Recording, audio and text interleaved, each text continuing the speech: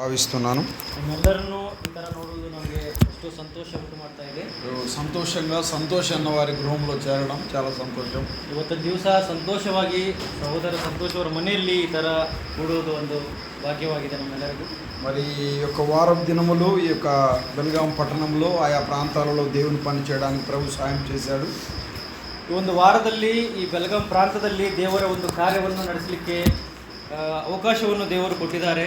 ఈ యొక్క వారపు దినాలు ఈ యొక్క బెల్గాం పట్టణంలో మరి తెలుగు సంఘాల మధ్య కన్నడ సంఘాల మధ్య పనిచేయడానికి ముఖ్యంగా ఈ గృహప్రవేశ కూడికనే కారణమైంది.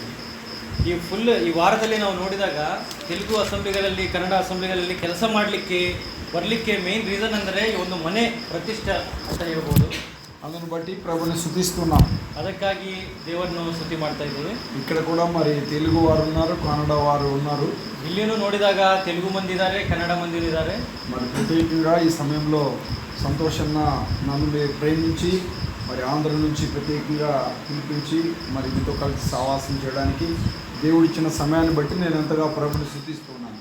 ಪ್ರತ್ಯೇಕವಾಗಿ ಇಂಥ ಸಮಯದಲ್ಲಿ ಸೇರಿ ನಿಮ್ಮೆಲ್ಲರ ಜೊತೆ ದೇವರು ಮಾತನ್ನು ಹಂಚಿಕೊಳ್ಳಲಿಕ್ಕೆ ಸಹೋದರ ಸಂತೋಷ್ ಅವರಿಗೆ ನನ್ನ ಮೇಲೆ ಕೊಟ್ಟಿರುವ ಪ್ರೀತಿಗಾಗಿ ದೇವರನ್ನು ನಾವು ಕೊಂಡಾಡ್ತಾ ಇದ್ದೇವೆ. అంతేకాకుండా నా పట్ల మరి సంతోష్ అన్న కుటుంబానికి వారికి ఉన్న మంచి మనసును బట్టి ప్రత్యేకంగా నా హృదయపూర్వక వందనాలు సంతోష్ అన్నకు తెలియజేస్తున్నాను. ಸಹೋದರ ಬಗ್ಗೆ ಸಂತೋಷ್ ಅವರಿಗೆ ಅವರ ಮನೆಯವರಿಗೆ ಇರೋ ಪ್ರೀತಿಗಾಗಿ ಅವರಿಗೆ ವಂದನೆ ಸಲ್ಲಿಸ್ತಾ ಇದ್ದಾರೆ. మరి అంతేకాకుండా మరి మోషన్న కూడా మరి అక్క వారి దగ్గర ఈ వారం దినం ఉండడం, వారి ప్రేమను వారి ఆతిథ్యాన్ని పుచ్చుకోవడానికి ప్రభు సాయం చేశాడు. ಈ ಒಂದು ವಾರ ಬೆಳಗಾಂನಲ್ಲಿ ಇದ್ದಾಗ ಸಹೋದರ ಮೋಜೆಸ್ ಅವರು ಅವರ ಫ್ಯಾಮಿಲಿ ಅಕ್ಕ ಅವರ ಕುಟುಂಬದಲ್ಲಿ ಅಣ್ಣ ಅವರು ಇದ್ದರು. ಅವರನ್ನು ಎಷ್ಟು ಪ್ರೀತಿಯಾಗಿ ಅವ್ರು ನೋಡ್ಕೊಂಡಿದ್ದಾರೆ. ಅವ್ರಿಗೂ ಥ್ಯಾಂಕ್ಸ್ ಹೇಳ್ತಾ ಇದ್ದಾರೆ. వారి ఇరువురు కూడా నా శరీరకంగా రక్త సంబంధులు కాదు. ಅವರಿಬ್ಬರು ನಾವು ನೋಡಿದಾಗ ಸಹೋದರ ಸಂತೋಷ್ ಬ್ರದರ್ ಫ್ಯಾಮಿಲಿ ಇರ್ಬೋದು, ಮೋಜೆಸ್ ಬ್ರದರ್ ಇರ್ಬೋದು, ಶಾರೀರಿಕವಾಗಿ ರಕ್ತ ಸಂಬಂಧಿಗಳಲ್ಲ. యేసు శిలువ రక్తంలో ఉన్న బంధం ఉంది. ಆದರೆ ಕ್ರಿಸ್ತು ರಕ್ತದ ನಿಮಿತ್ತ ಈ ಒಂದು ಬಾಂಧವ್ಯ ಅನ್ನೋದು ಉಂಟಾಗಿದೆ. అది ఇంత గొప్ప కార్యం చేయడానికి ప్రభు జరిగించాడు. ಅದೇ ಇಷ್ಟು ದೊಡ್ಡ ಕೆಲಸ ಮಾಡಲಿಕ್ಕೆ ಒಂದು ಕಾರಣವಾಗಿದೆ. మరి ఇక్కడికి రావడానికి కూడా మరి ట్రాన్స్లేషన్ చేస్తున్న మరి బాబురావు గారు ఆయన శరీరకంగా మాకు బంధువు, కానీ ఆత్మ సంబంధం కూడా బంధువు. ನಾವು ನಮ್ಮ ರಿಲೇಶನ್ಶಿಪ್ ನೋಡಿದಾಗ ಶಾರೀರಿಕವಾಗಿಯೂ ಸಂಬಂಧಿಗಳಿದ್ದೀವಿ, ಆತ್ಮಿಕರಾಗಿಯೂ ಸಂಬಂಧಿಗಳಾಗಿದ್ದೀವಿ. ಎಲ್ಲರೂ శారీరక్కింత ఆత్మీయ సంబంధం దొడ్డదಲ್ಲ. అందుని బట్టి నేను చాలా సంతోషిస్తున్నాను. మరి అన్నతో కూడా కలిసి సంఘంలో పనిచేయడానికి, ఇక్కడ ట్రాన్స్లేషన్ చేయడానికి కూడా దేవుడు అవకాశం ఇచ్చాడు. ಇಂಥ ಒಳ್ಳೆಯ ಭಾಗ್ಯ ನನಗೂ ದೇವರು ಕೊಟ್ಟಿದ್ದಕ್ಕೆ ನಾನು ಎಷ್ಟೋ సంతోషವಾಗಿದ್ದೀನಿ. ದೇವರನ್ನ ಸ್ತುತಿ ಮಾಡ್ತಾ ಇದ್ದೀನಿ. మరి లెక్క ప్రకారం అయితే నాకు బాబురావు అన్న గారు బావగారు అవుతారు. ನಮ್ಮಿಬ್ಬರ ರಿಲೇಶನ್ಶಿಪ್ ನೋಡಿದರೆ ಬ್ರದರ್ ಇನ್ ಲಾ ಈ ಥರ ನಮ್ಮದು ಒಂದು ಬಾವ ಈ ಥರ ರಿಲೇಶನ್ಶಿಪ್ ಇದೆ. కానీ ఎప్పుడు మేము అలా పిలుచుకోలేదు, మేము అన్న తమ్ముడు అనే పిలుచుకుంటున్నాం. ಆದರೆ ನಾವು ಕ್ರಿಸ್ತನಲ್ಲಿದ್ದಾಗ ನಾವು ಅಣ್ಣ ತಮ್ಮ ಈ ಥರ ನಾವು ಒಬ್ಬರಿಗೊಬ್ಬರು ಕರೆಯಲ್ಪಡ್ತಾ ಇದ್ದೀವಿ. ಅದನ್ನು బట్టి నేను చాలా సంతోషిస్తున్నాను. ಅದಕ್ಕಾಗಿಯೂ ನಾವು ಭಾಳ ಸಂತೋಷವಾಗಿ ಇದ್ದೀವಿ. ఇక్కడ ఉన్న చాలా మంది పెద్దలు ఉన్నారు, అంకులు ఇక్కడ పెద్దలకు వారికి కూడా ప్రత్యేకంగా వందనాలు తెలియజేస్తున్నాను. ಇಲ್ಲಿದ್ದ ದೇವರ ಸೇವಕರು ದೊಡ್ಡವರು ಇದ್ದಾರೆ, ಅವರೆಲ್ಲರಿಗೂ ವಂದನೆ ಸಲ್ಲಿಸ್ತಾ ಇದ್ದೀವಿ. మీ అందరికీ కూడా వందనాలు తెలియజేస్తున్నాను. ಸೇರಿ ಬಂದಿರೋ ಎಲ್ಲ ಸಹೋದರ ಸಹೋದರರಿಗೂ ವಂದನೆಗಳು. దైవ గ్రంథంలో ఒక చిన్న మాటను చదువుకుందాం.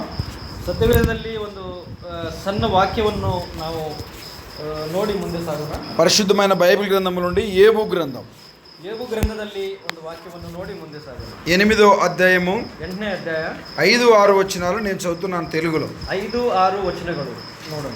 నీవు జాగ్రత్తగా దేవుణ్ణి వెతికిన వెడల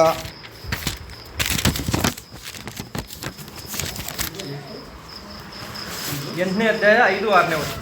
నువ్వు జాగ్రత్తగా దేవుణ్ణి వెతికిన వెడల, సర్వశక్తులకు దేవుణ్ణి బతిమిలాడుకున్న వెడల, నీవు పవిత్రుడవై యథార్థవంతుడవైన వెడల, నిశ్చయముగా ఆయనని యందు శ్రద్ధ నిలిపి నీ నీతికి తగినట్లుగా నీ నివాసస్థలము ఆయన వర్ధిల్ల చేయును.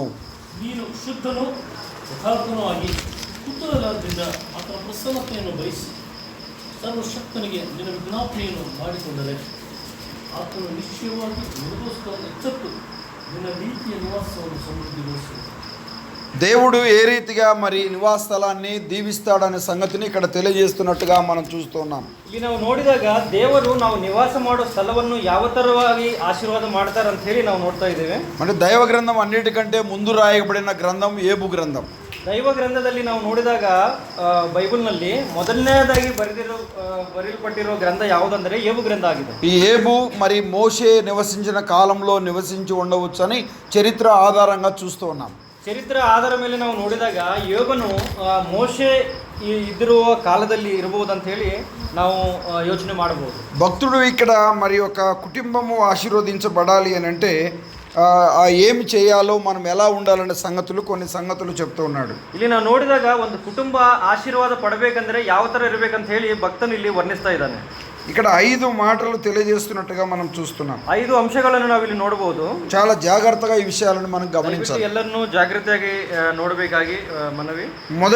మొదటి మాటగా మనం ఇక్కడ చూసినట్లయితే ಮೊದಲನೇದಾಗಿ ನಾವು ನೋಡಿದಾಗ నువ్వు జాగ్రత్తగా దేవుణ్ణి వెదకిన వెడలా అని మాట చూస్తున్నాం. ನೀವು ಜಾಗೃತವಾಗಿ ದೇವರನ್ನು ನೀನು ಇದು ಮಾಡಬೇಕಂತ ಹೇಳಿ ನಾವು ನೋಡಬಹುದು. దేవుణ్ణి జాగ్రత్తగా వెదికే వారిగా మనం ఉండాలి. ದೇವರನ್ನು ನಾವು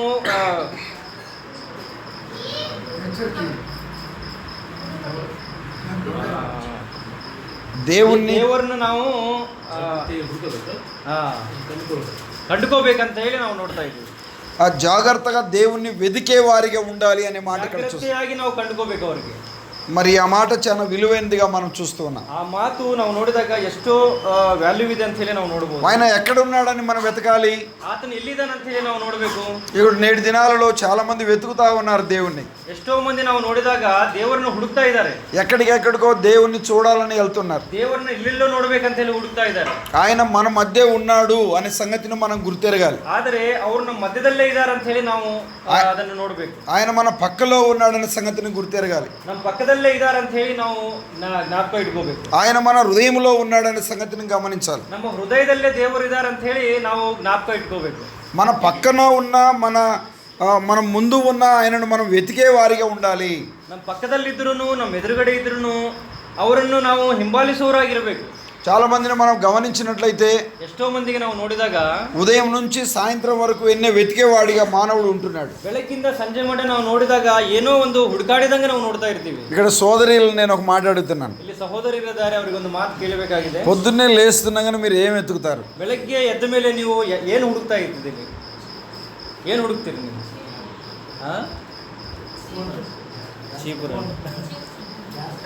చీపిరి వెతుకుతారు.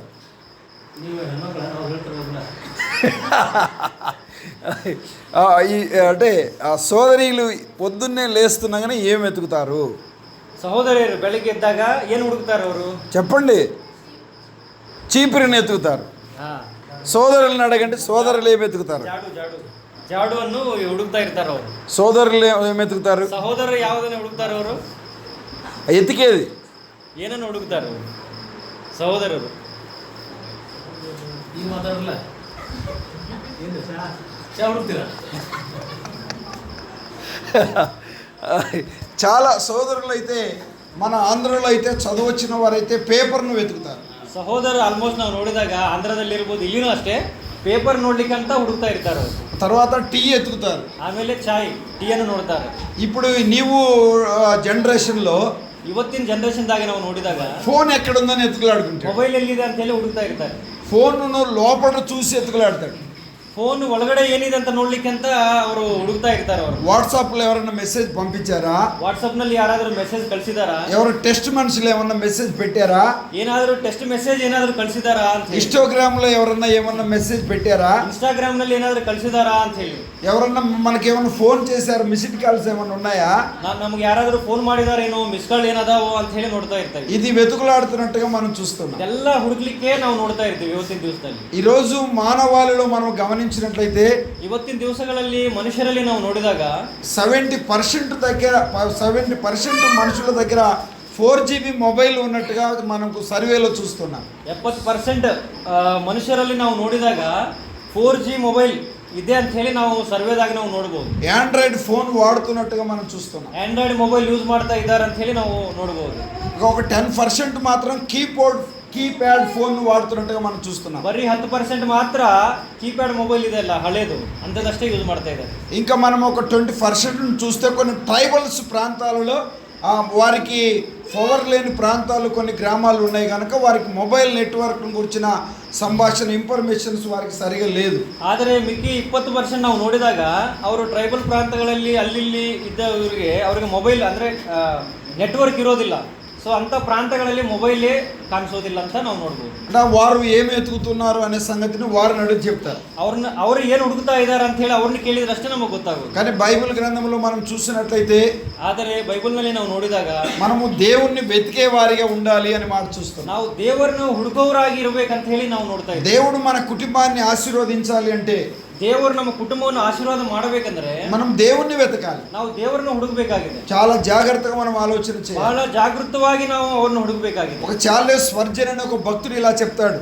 చార్లెస్ స్పర్జన్ ಅಂತ ಹೇಳಿ ಒಬ್ಬರು ಭಕ್ತರಿದ್ರು.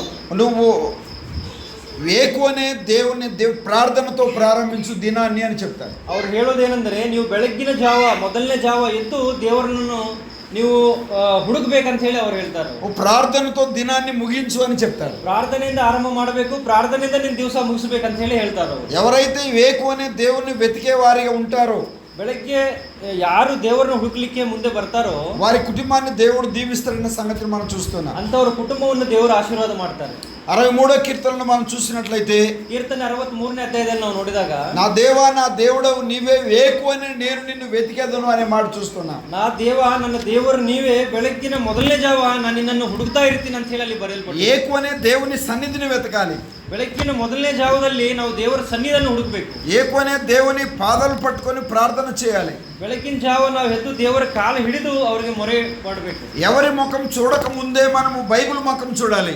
ಯಾರ ಮುಖ ನೋಡ್ಲಿಕ್ಕಿಂತ ಮುಂಚೆ ನಾವು ಸತ್ಯವೇದನ್ನು ನಾವು ನೋಡಬೇಕು. ఎవరితో మాట్లాడక ముందు మనం ప్రార్థన ద్వారంగా దేవునితో మాట్లాడాలి. ಯಾರ ಜೊತೆ ಮಾತಾಡ್ಲಿಕ್ಕಿಂತ ಮುಂಚೆ ನಾವು ಪ್ರಾರ್ಥನೆ ಮುಖಾಂತರ ದೇವರ ಜೊತೆ ಮಾತಾಡಬೇಕು. అప్పుడే మన కుటుంబాన్ని దేవుడు దీవిస్తాడు, ఆశీర్వదిస్తాడనే మాటలు మనం చూస్తున్నాం. ಅಂತ ಪರಿಸ್ಥಿತಿಯಲ್ಲಿ ದೇವರು ನಮ್ಮನ್ನು ನಮ್ಮ ಕುಟುಂಬವನ್ನು ಆಶೀರ್ವಾದ ಮಾಡ್ತಾರೆ. చాలా జాగ్రత్తగా విషయాలను మనం గమనించాలి. ದಯವಿಟ್ಟು ಈ ಮಾತುಗಳನ್ನೆಲ್ಲ ಬಹಳ ಜಾಗೃತಿಯಾಗಿ ನಾವು ನೋಡಬೇಕಾಗಿದೆ. 63వ కీర్తనలో మనం దావీదు భక్తుడుని ఏకువనే నేను నిన్ను వెతికెదను అని చెప్తున్నాడు. 63ನೇ ಕೀರ್ತನೆಯನ್ನು ನಾವು ನೋಡಿದಾಗ ಬೆಳಗ್ಗಿನ ಜಾವ ಬೆಳಗ್ಗೆ ನಾನು ಎದ್ದು ನಿನ್ನನ್ನು ಹುಡುಕ್ತಾ ಇದ್ದೀನಿ ಅಂತ ಹೇಳಿ ಬರೆಯಲ್ಪಟ್ಟಿದೆ. నీ బలము నీ ప్రభావము చూడవాలని పరిశుద్ధ ఆలయమందు ఆశతో వేకువనే కనిపెడుతున్నానని మాట చూస్తున్నాం. ನಿನ್ನ ಬಲವನ್ನು ನಿನ್ನ ಪ್ರಭಾವವನ್ನು ನೋಡಬೇಕೆಂತ ಹೇಳಿ ನಾನು ನಿನ್ನ ಸನ್ನಿಧಿಯಲ್ಲಿ ನಾನು ಎಷ್ಟೋ ಆರಾಟದಿಂದ ನೋಡ್ತಾ ಇದ್ದೇನೆ ಅಂತ ಬರೆಯಲ್ಪಟ್ಟಿದೆ. ఏకువనే లేదు రాత్రి జాములో దేవుని వాక్యాన్ని ధ్యానిస్తున్నప్పుడు క్రొవ్వు మెదడు దొరికినట్టుగా ఉంది అని అక్కడ కీర్తనకారుడు చెప్తున్నట్టుగా మనం చూస్తున్నాం.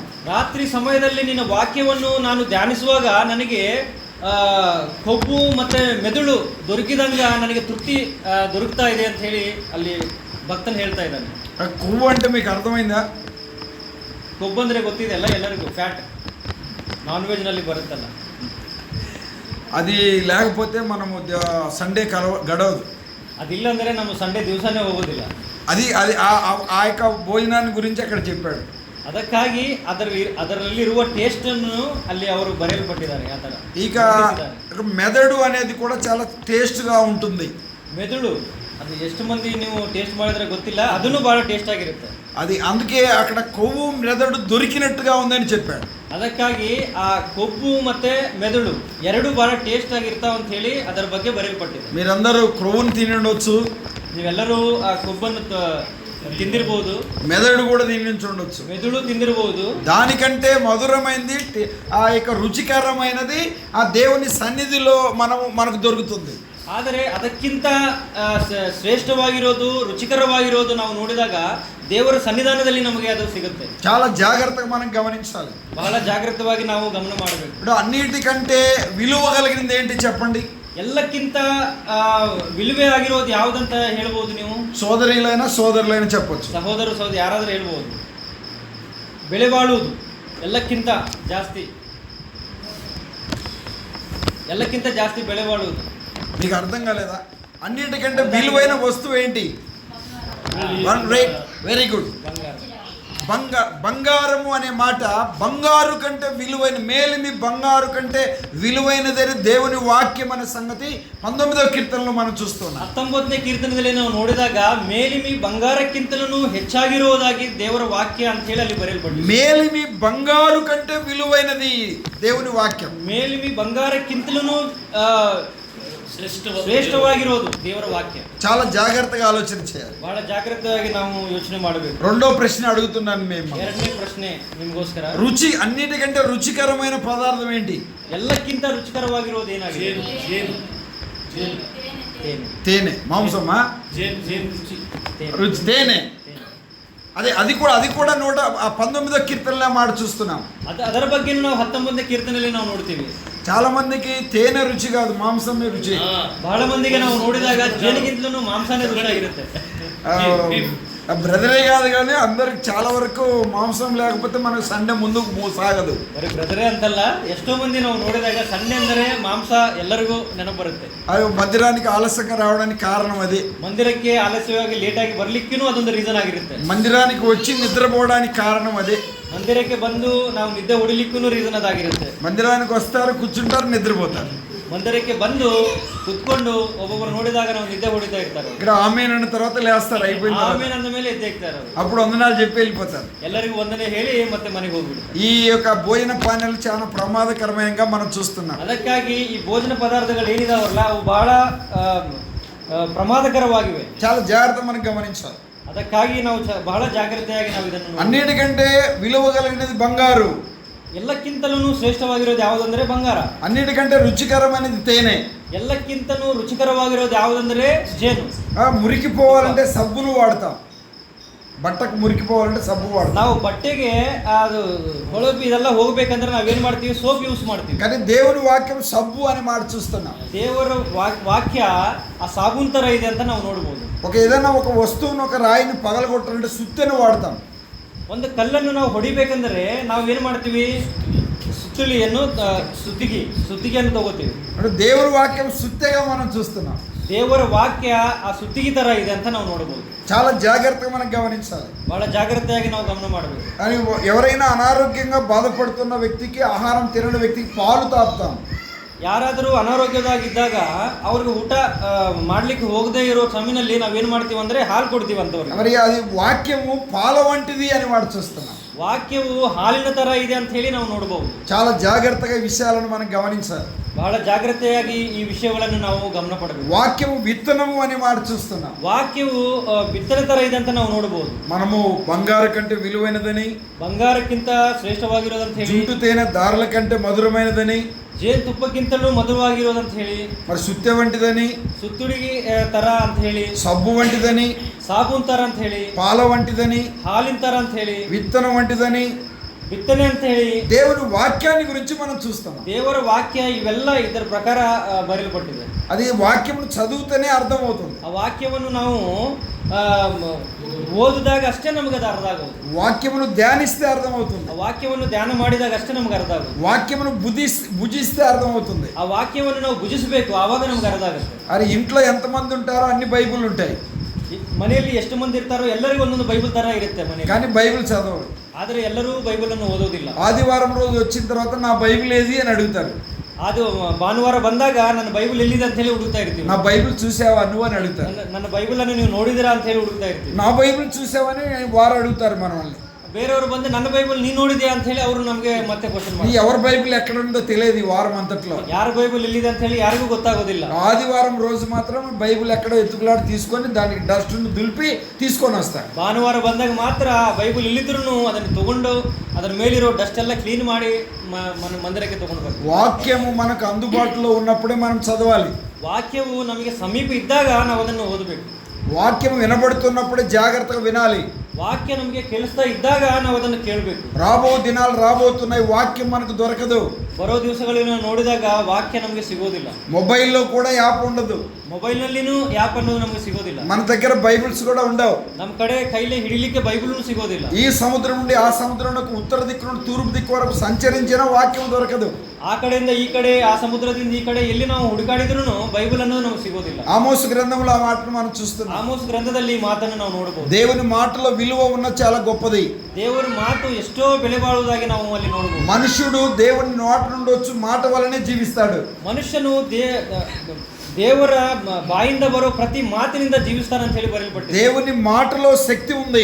ದೇವರ ಮಾತಿನಲ್ಲಿ ಶಕ್ತಿ ಇದೆ. దేవుని మాటలో బలం ఉంది. ದೇವರ ಮಾತಿನಲ್ಲಿ ಬಲವಿದೆ. అది అందరికీ అర్థం కాదు. ಆದರೆ ಇದು ಎಲ್ಲರಿಗೂ ಅರ್ಥ ಆಗುವುದಿಲ್ಲ. అది చదివి ధ్యానించే వారికి అర్థమవుతుంది. ಅದನ್ನು ನಾವು ಓದಿ ಧ್ಯಾನ ಮಾಡಿದಾಗ ಅಷ್ಟೇ ನಮಗೆ ಅರ್ಥ ಆಗುತ್ತೆ. చదివి దానిని పాటించే వారికి అర్థమవుతుంది. ಅದನ್ನು ನಾವು ಓದಿ ಅದರ ಪ್ರಕಾರ ನಾವು ಮುಂದೆ ಸಾಗಿದಾಗ ಅಷ್ಟೇ ನಮ್ಗೆ ಅರ್ಥ ಆಗುತ್ತೆ. 119వ కీర్తనలో 50వ వచనంలో చూస్తున్నాం. 119ನೇ ಕೀರ್ತನೆ 50ನೇ ವಚನದಾಗ ನಾವು ನೋಡಿದಾಗ నీ వాక్యము నన్ను బ్రతికించుచున్నది అనే మాట మనం చూస్తున్నాం. ನಿನ್ನ ವಾಕ್ಯ ನನ್ನನ್ನು ಜೀವಿಸ್ತಾ ಇದೆ ಅಂತ ಹೇಳಿ ನಾವು ನೋಡಬಹುದು. ಬದುಕಿಸ್ತಾ ಇದೆ ಅಂತ ಹೇಳಿ ನಾವು ನೋಡಬಹುದು. నా బాధలలో అదే నాకు నెమ్మది కలిగిస్తుంది అనే మాట అక్కడ చూస్తాం. ನನ್ನ ಬಾಧೆಗಳಲ್ಲಿ ನನಗೆ ನೆಮ್ಮದಿ ಕೊಡೋದು ಅದೇ ಅಂತ ಹೇಳಿ ನಮಗೆ ಅಲ್ಲಿ ಕಾಣಿಸ್ತಾ ಇದೆ. వాక్యము బ్రతికిస్తుంది. ವಾಕ್ಯ ನಮ್ಮನ್ನು ಬದುಕಿಸ್ತಾ ಇದೆ. వాక్ బతికించుతుంది అనే మాట చూస్తాం. ದೇವರ ವಾಕ್ಕು ನಮ್ಮನ್ನು ಬದುಕಿಸುತ್ತೆ ಅಂತ ಹೇಳಿ ನಾವು ನೋಡ್ತಾ ಇದ್ದೀವಿ. లాజరు బయటికి రా అన్నది వాక్. ಲಾಜರನ್ನು ಹೊರಗಡೆ ಬಾ ಅಂತ ಹೇಳಿದ್ದು ದೇವರ ವಾಕ್ಯವಾಗಿದೆ. ఎదురాలు కుమారుని బ్రతికించింది వాక్. ಬಿಡು ವಿಧವೆಯ ಮಗನನ್ನು ಬದುಕಿಸಿದ್ದು ದೇವರ ವಾಕ್ಯವಾಗಿದೆ. సముద్ర తుఫానును ఆపింది వాక్. ಸಮುದ್ರದಲ್ಲಿ ತುಫಾನನ್ನು ಇದು ಮಾಡಿದ್ದು ದೇವರ ವಾಕ್ಯವಾಗಿದೆ. వర్షమును ఆపింది వాక్. ವರ್ಷವನ್ನು ಸ್ಟಾಪ್ ಮಾಡಿದ್ದು ದೇವರ ವಾಕ್ಯವಾಗಿದೆ. చాలా జాగ్రత్తగా గమనించాలి. ಬಹಳ ಜಾಗ್ರತೆಯಾಗಿ ನಾವು ಈ ಮಾತನ್ನು దేవుని వాక్కుకు విలువ ఉంది. ದೇವರ ವಾಕ್ಯಕ್ಕೆ ವಿలుವೆ ಇದೆ. ఆలోచన చేసే వారిగా ఉండాలి. ನಾವು ಆಲೋಚನೆ ಮಾಡಬೇಕಾಗಿರುವವರಾಗಿರಬೇಕು. జాగ్రత్తగా వెతుకుతే, ಜಾಗ್ರತವಾಗಿ ನಾವು ಹುಡುಕಿದಾಗ, పరిశీలిస్తే, ಪರಿಶೀಲನೆ ಮಾಡಿದಾಗ, చదివితే, ನಾವು ಅದನ್ನು ಓದಿದಾಗ, ಧ್ಯಾನಿಸಿದಾಗ, పఠిస్తే, ಅದನ್ನು పఠిಸಿದಾಗ, హృదయంలో దాచుకుంటే, ನಮ್ಮ హృదಯದಲ್ಲಿ ಅದನ್ನು ಸೇರಿಸಿಕೊಂಡಾಗ, హృదయంలోనే పలక మీద రాసుకుంటే, హృదయ అನ್ನು పాటి ಮೇಲೆ ಅದನ್ನು ನಾವು ಬರ್ಕೊಂಡಾಗ, అప్పుడు నీకు వాక్యములో ఉండే శక్తి అర్థమవుతుంది. ಆವಾಗ ಆ ವಾಕ್ಯದಲ್ಲಿರುವ ಶಕ್ತಿ ಯಾವ ತರ ಇದೆ ಅಂತ ನಮಗೆ ಗೊತ್ತಾಗುತ್ತೆ. అందుకే ఇక్కడ మనం ఈ మాటను చూస్తున్నాం. ಅದಕ್ಕಾಗಿ ಈ ಮಾತನ್ನು ನಾವು ಇಲ್ಲಿ ನೋಡ್ತಾ ಇದ್ದೀವಿ. ఏబు గ్రంథం 8వ అధ్యాయం 5వ వచనంలో చూస్తున్నాం. ಏಬು ಗ್ರಂಥ 8ನೇ ಅಧ್ಯಾಯ 5ನೇ ವಚನದಲ್ಲಿ ಈ ಮಾತನ್ನು ನೋಡ್ತಾ నువ్వు ಇದ್ದೀವಿ. జాగ్రత్తగా దేవుణ్ణి వెతకిన వెడల అనే మాట చూస్తున్నాం. ನೀನು ಜಾಗ್ರತೆಯಾಗಿ ದೇವರ ವಾಕ್ಯವನ್ನು ನೀನು ಹುಡುಕಬೇಕಾಗಿ ಇಲ್ಲಿ ನಾವು ನೋಡ್ತಾ ಇದ್ದೇವೆ. జాగ్రత్తగా దేవుణ్ణి వెతికే వారిగా మనం ఉండాలి. ಜಾಗ್ರತೆಯಾಗಿ ದೇವರ ವಾಕ್ಯವನ್ನು ಹುಡುಗುವವರಾಗಿ ನಾವು ಇರಬೇಕು. మన దేవుడు ఎక్కడో ఉండేవాడు కాదు. ನಮ್ಮ ದೇವರು ಎಲ್ಲೋ ಇರೋ ದೇವರಲ್ಲ. దేవుడు మన పక్కన ఉంటాడు. ನಮ್ಮ ಸಮೀಪನೇ ಇರ್ತಾರೆ. మన ముందు ఉంటాడు. ನಮ್ಮ ఎదురుగಡೆನೇ ఇರ್ತಾರೆ. మనం ఆహ్వానిస్తే మన హృదయంలో ఉంటాడు. ನಾವು ಆಹ್ವಾನ ಮಾಡಿದಾಗ ನಮ್ಮ ಒಳಗಡೆನೇ ಇರ್ತಾರೆ. ఆయన ఎక్కడికి వెళ్ళడు.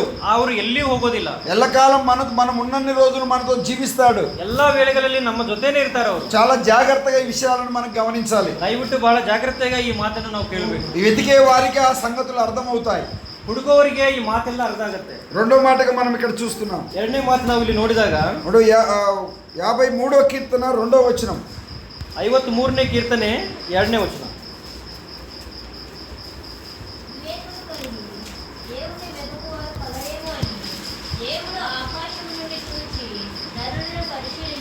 వివేకము కలిగి దేవుణ్ణి వెతుకువారు కలరేమని దేవుడు ఆకాశం నుండి నరులను పరిశీలిస్తున్నాడని మాట చూస్తున్నాం. అక్కడ ವಿವೇಕದಿಂದ ದೇವರನ್ನು ಹುಡುಕೋರು ಇರ್ತಾರಾ ಅಂತ ಹೇಳಿ ದೇವರ ಆಕಾಶದಿಂದ ನಮ್ಮನ್ನು ನೋಡ್ತಾ ಇದ್ದಾರೆ.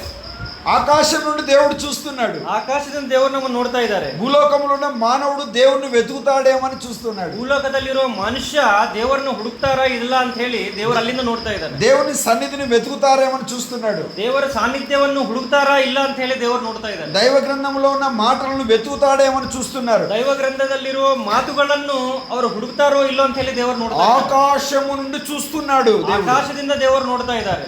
జాగ్రత్తగా మనం దేవుని వెతికే వారిగా ఉండాలి. ಜಾಗ್ರತೆಯಿಂದ ನಾವು ದೇವರ ವಾಕ್ಯವನ್ನು ಹುಡುಗೋರಾಗಿರ್ಬೇಕು. జాగ్రత్తగా దేవుణ్ణి వెతికే వారిగా మనం ಜಾಗ್ರತೆಯಾಗಿ ದೇವರನ್ನು ಹುಡುಕೋರಾಗಿ ನಾವು ಇರಬೇಕು. ఈ మాటలో చాలా విలువైన మాటగా మనం చూస్తున్నాం. ಈ ಮಾತು ಬಹಳ ವ್ಯಾಲ್ಯೂ ಇದ್ದು ಮಾತಂತ ನಾವು ನೋಡಬಹುದು. వివేకము కలిగి వెతకాలి అనే మాట అక్కడ చూస్తున్నాం. ವಿವೇಕವಾಗಿ ನಾವು ದೇವರ ವಾಕ್ಯವನ್ನು ಹುಡುಕಬೇಕಾಗಲಿ ನಾವು ನೋಡ್ತಾ ಇದ್ದೀವಿ. తెలివి కలిగి మనము ఆ దేవుణ్ణి వెతికే వారిగా ఉండాలి.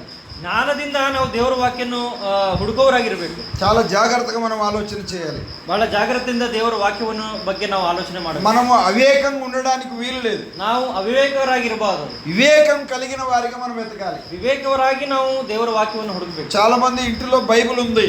ಬಹಳ ಮಂದಿ ಮನೆಯಲ್ಲಿ ನಾವು ನೋಡಿದಾಗ ಬೈಬಲ್ ಇರುತ್ತೆ, బైబిల్లో ఉన్న సంగతులు ఏం వారికి తెలియదు, ಆದರೆ ಬೈಬಲ್ನಲ್ಲಿರುವ ವಿಷಯಗಳು ಅವರಿಗೆ ಗೊತ್ತಾಗೋದಿಲ್ಲ, వారికి ఏం అర్థం కాదు, ಅವ್ರಿಗೆ ಅರ್ಥನೇ ಆಗೋದಿಲ್ಲ. వారు చదవరు, ಯಾಕಂದ್ರೆ ಅವರು ಓದೋದಿಲ್ಲ ಅದನ್ನು. ఎప్పుడో ఒకసారి చదువుతారు, ಯಾವಾಗಲೂ ಒಂದ್ಸಲ ಓಪನ್ ಮಾಡಿ ಓದ್ತಾರೆ. మందిరానికి వచ్చినప్పుడు వింటారు, ಮಂದಿರಕ್ಕೆ ಬಂದಾಗ ಕೇಳ್ತಾರೆ ಅವರು ವಾಕ್ಯ. కానీ మరి మందిరంలో చెప్పింది కూడా మరి ఇంటికి వెళ్ళాక మర్చిపోతారు. ಆದರೆ ಮಂದಿರದಲ್ಲಿ ಕೇಳಿದ್ರು ಮನೆಗೆ ಹೋದ್ಮೇಲೆ ಅದು ಅವ್ರಿಗೆ ನೆನಪಿರೋದಿಲ್ಲ. ఒక చిన్న బాబు ఇలా చెప్పాడు, ఒక ಪುಟ್ಟ ಬಾಲಕ ಈ ತರ ಹೇಳಿದ್ದ, ఏమి వాక్యం చెప్పాడు దేవుడు ఈరోజు సేవకుడు అని అడిగాడు. ದೇವರ ಸೇವಕರು ಇವತ್ತು ಯಾವ ವಾಕ್ಯ ಹೇಳಿದ್ದಾರೆ ಅಂತ ಹೇಳಿ. ఏమో నువ్వు వినలేదని అడిగితే ನೀನು ಕೇಳಿದ್ಯಾ ಇಲ್ಲ ಅಂತ ಅವನು ಕೇಳಿದಾಗ వినలేదని చెప్పాడు. ನಾನು ಕೇಳಿಲ್ಲ ಅಂತಾನು. మందిరానికి వెళ్ళావు కదా అంటే వెళ్ళానని చెప్పాడు. ಮಂದಿರಕ್ಕೆ ಹೋಗಿದೆ ಅಂತ ಕೇಳಿದಾಗ ಹೋಗಿದ್ದೀನಿ ಅಂತ ಹೇಳಿದ್ದ. మరి మరి విన్నది నువ్వు నీకు అర్థం కాలేదా అని చెప్పాడు. ಅಂದ್ರೆ ನೀ ಯಾಕೆ ಕೇಳಿಲ್ಲ ಅಂದ್ರೆ ನಿನಗೇನು ಅರ್ಥ ಆಗಿಲ್ಲ ಅಂತ ಇವ್ರು ದೊಡ್ಡವ್ರು ಕೇಳಿದ್ರು. లేదనుకో నాకు దేవుడు 2 చెవులు పెట్టాడు.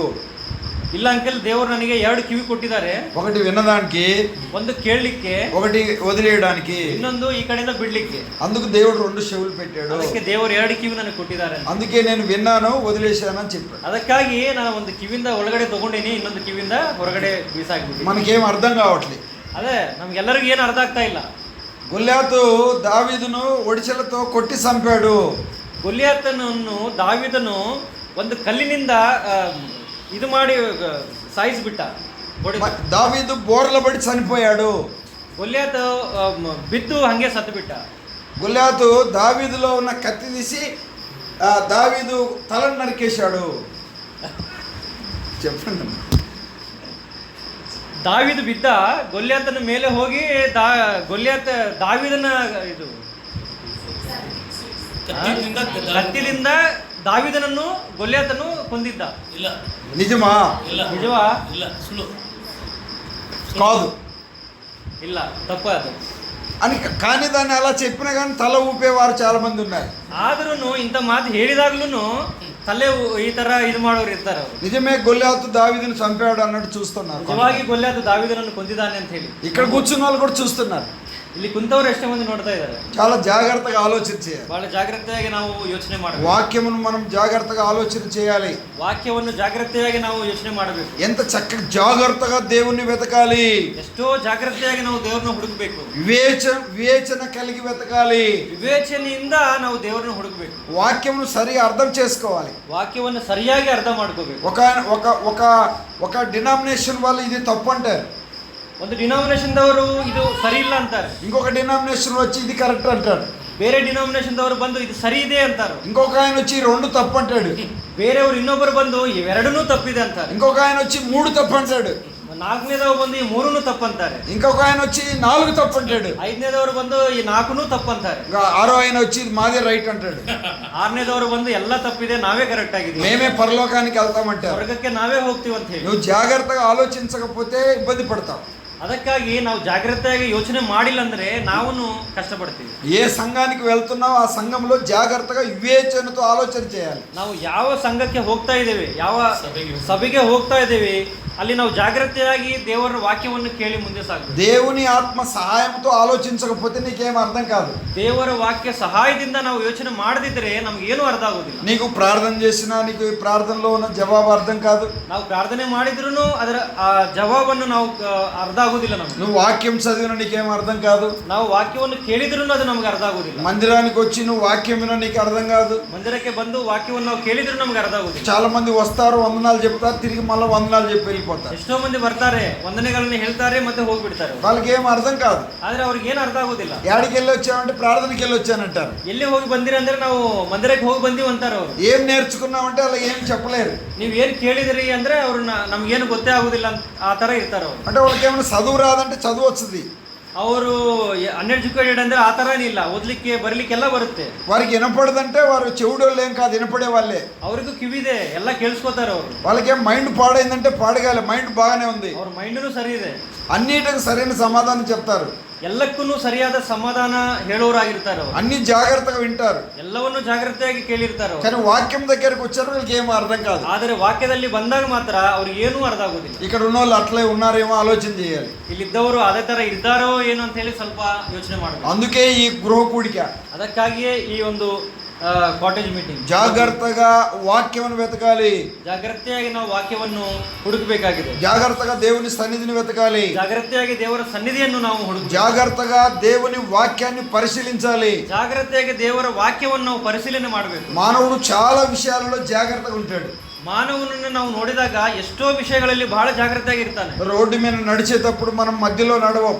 ರೋಡ್ ಮೇಲೆ ನಾವು ಹೋಗುವಾಗ ಮಧ್ಯದಲ್ಲಿ ಹೋಗೋದಿಲ್ಲ. ఎందుకు నడవం? ಯಾಕೆ ನಾವು ರೋಡ್ ಮಧ್ಯದಲ್ಲಿ ಹೋಗೋದಿಲ್ಲ? మనకు తెలుసు మధ్యలో నడవకూడదని. ನಮಗೆಲ್ಲರಿಗೂ ಗೊತ್ತಿದೆ, ಯಾಕಂದ್ರೆ ರೋಡ್ ಮಧ್ಯಾಗ ನಾವು ನಡಿಬಾರದಂತ ಹೇಳಿ. చాలా మంది సోదరులు వంట చేసేటప్పుడు చాలా జాగ్రత్తగా చేస్తారు. ಸಹೋದರಿಗೆ ನಾವು ನೋಡಿದಾಗ ಅವ್ರು ಅಡಿಗೆ ಮಾಡುವಾಗ ಬಹಳ ಜಾಗ್ರತೆಯಾಗಿ ಅಡಿಗೆ ಮಾಡ್ತಾ ಇರ್ತಾರೆ. ఎంత దూరం ఉడకబెట్టాలో అంత దూరం ఉడకబెడతారు. ಎಷ್ಟೊತ್ತು ಅದನ್ನು ಇದು ಬಿಸಿ ಮಾಡಬೇಕೋ ಅಷ್ಟೊತ್ತು ಅಷ್ಟೇ ಮಾಡ್ತೀರಿ. మరి ఏమేమి దాంట్లో పదార్థాలు వేయాలో చాలా అంతే వేస్తారు. ಅದರಾಗ ಏನೇನು ಎಷ್ಟೆಷ್ಟು ಹಾಕಬೇಕೋ ಅದರ ಪ್ರಕಾರನೇ ಹಾಕ್ತೀವಿ. రోజు వేసేదే కదా అని కొద్దిగా ఎక్కువ వేస్తే ప్రమాదం అవుద్ది. ದಿವಸ ಹಾಕೋದೆ ಅಂತ ಹೇಳಿ ಸ್ವಲ್ಪ ಜಾಸ್ತಿ ಹಾಕಿದ್ರೆ ಅದು ಪ್ರಮಾದವಾಗುತ್ತೆ. రోజు ఉడకబెట్టేది కానీ ఒక 5 నిమిషాలు ఎక్కువ ఉడకబెడితే తినడానికి వీలు పడదు. ದಿವಸ ಮಾಡೋದೆ ಅಂತ ಹೇಳಿ ಒಂದು 5 ನಿಮಿಷ ಇನ್ನೂ ಜಾಸ್ತಿಯಾಗಿ ನಾವು ಅದನ್ನು ಬಿಸಿ ಮಾಡಿದ್ರೆ ತಿನ್ಲಿಕ್ಕೆ ಆಗೋದಿಲ್ಲ. జాగ్రత్తగా ప్రతిదీ చూస్తారు. ಬಹಳ ಜಾಗ್ರತೆಯಾಗಿ ಪ್ರತಿಯೊಂದನ್ನು ನೋಡ್ತೀರಿ. కూరగాయలు కోసేటప్పుడు చాలా జాగ్రత్తగా కోస్తారు.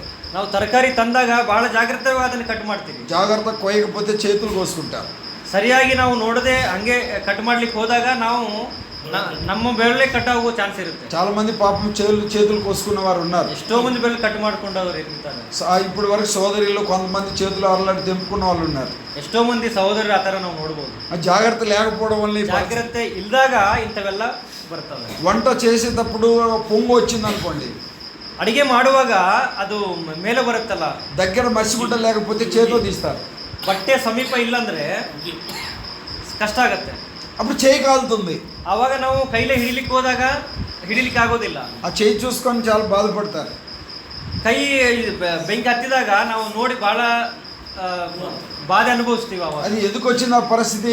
ಯಾಕೆ ಈ ಪರಿಸ್ಥಿತಿ ಬಂದಿದೆ? అది జాగ్రత్త లేకపోవడం వల్ల. ಜಾಗ್ರತೆ ಇಲ್ಲದಕ್ಕೆ ಈ ಪರಿಸ್ಥಿತಿ ಬಂದಿದೆ. చాలా జాగ్రత్తగా మనం ఉండాలి. ಬಹಳ ಜಾಗ್ರತೆಯಾಗಿ ನಾವು ಇರಬೇಕು. రెండో మాటకు మనం ఇక్కడ చూస్తున్నాం. ಎರಡನೇ ಮಾತನ್ನು ನಾವಿಲ್ಲಿ ನೋಡ್ತೀವಿ. సర్వశక్తులకు దేవుణ్ణి బతిమిలాడుకున్న వెడల అనే మాట చూస్తున్నాం. ಸರ್ವಶಕ್ತನಾದ ದೇವರನ್ನ ನಾವು ವಿಜ್ಞಾಪನೆ ಮಾಡಬೇಕಾಗಿ ಇಲ್ಲಿ ನೋಡ್ತೇವೆ. ఆయనను బతిమిలాడుకునే వారికి మనం ఉండాలి. ಅವ್ರು ನಾವು ವಿಜ್ಞಾಪನೆ ಮಾಡೋರಾಗಿರ್ಬೇಕಾಗಿ ನಾವು ನೋಡ್ತಾ ಇದ್ದೇವೆ. పిల్లలు తల్లిదండ్రుల దగ్గరికి వస్తారు. ಮಕ್ಕಳು ತಂದೆ ತಾಯಿ ಕಡೆ ಬರ್ತಾರೆ. డబ్బులు ఏమని అడుగుతారు. ಅವರು ರೊಕ್ಕ ಕೇಳಲಿಕ್ಕೆ ಬರ್ತಾರೆ. నీకు ఇవ్వమని చెప్తారు. ತಂದೆ ತಾಯಿ ಏನಂತಾರೆ, ನಾನು ಕೊಡೋದಿಲ್ಲ ಅಂತಾರೆ. నువ్వు తప్పకుండా ఇవ్వమని అడుగుతారు. ನನಗೆ ಬೇಕೇ ಬೇಕಂತ ಹೇಳಿ ಅವ್ರು ಹಿಡಿತಾರೆ, బతిమిలాడుతారు. ಎಷ್ಟೋ ಇದು ಮಾಡ್ತಾರೆ. ಅವರು డాడీని మమ్మీని ఐస్ చేస్తారు. ಮಮ್ಮಿ ಡ್ಯಾಡಿ ಕಡೆ ಬಂದು ರೊಕ್ಕ ಕೊಟ್ಟಿಲ್ಲ ಅಂದ್ರೆ ಅವ್ರಿಗೆ ಐಸ್ ಮಾಡಿಬಿಡ್ತಾರೆ. చాలా సార్లు బతిమిలాడుకొని చాలా రిక్వెస్ట్ గా చెప్తారు. ಎಷ್ಟೋ ರಿಕ್ವೆಸ್ಟ್ ಮಾಡಿ ಮಾಡಿ ಮಾಡಿ ಅದನ್ನು ಬರೋ ತರ ಮಾಡ್ಕೋತಾರೆ. బతిమిలాడతారు. ಎಷ್ಟೋ ರಿಕ್ವೆಸ್ಟ್ ಮಾಡ್ತಾರೆ ಅವರು. చాలా బతిమిలాడతారు. ಬಹಳ ಬಹಳ ಬಹಳಾಗಿ ವಿಜ್ಞಾಪನೆ ಮಾಡಿದಾಗ ಇದು ಮಾಡ್ತಾರೆ, ರಿಕ್ವೆಸ್ಟ್ ಮಾಡ್ತಾರೆ. అలాగనే మనం చాలా మందిని మన అవసరాలలో బతిమిలాడతాం.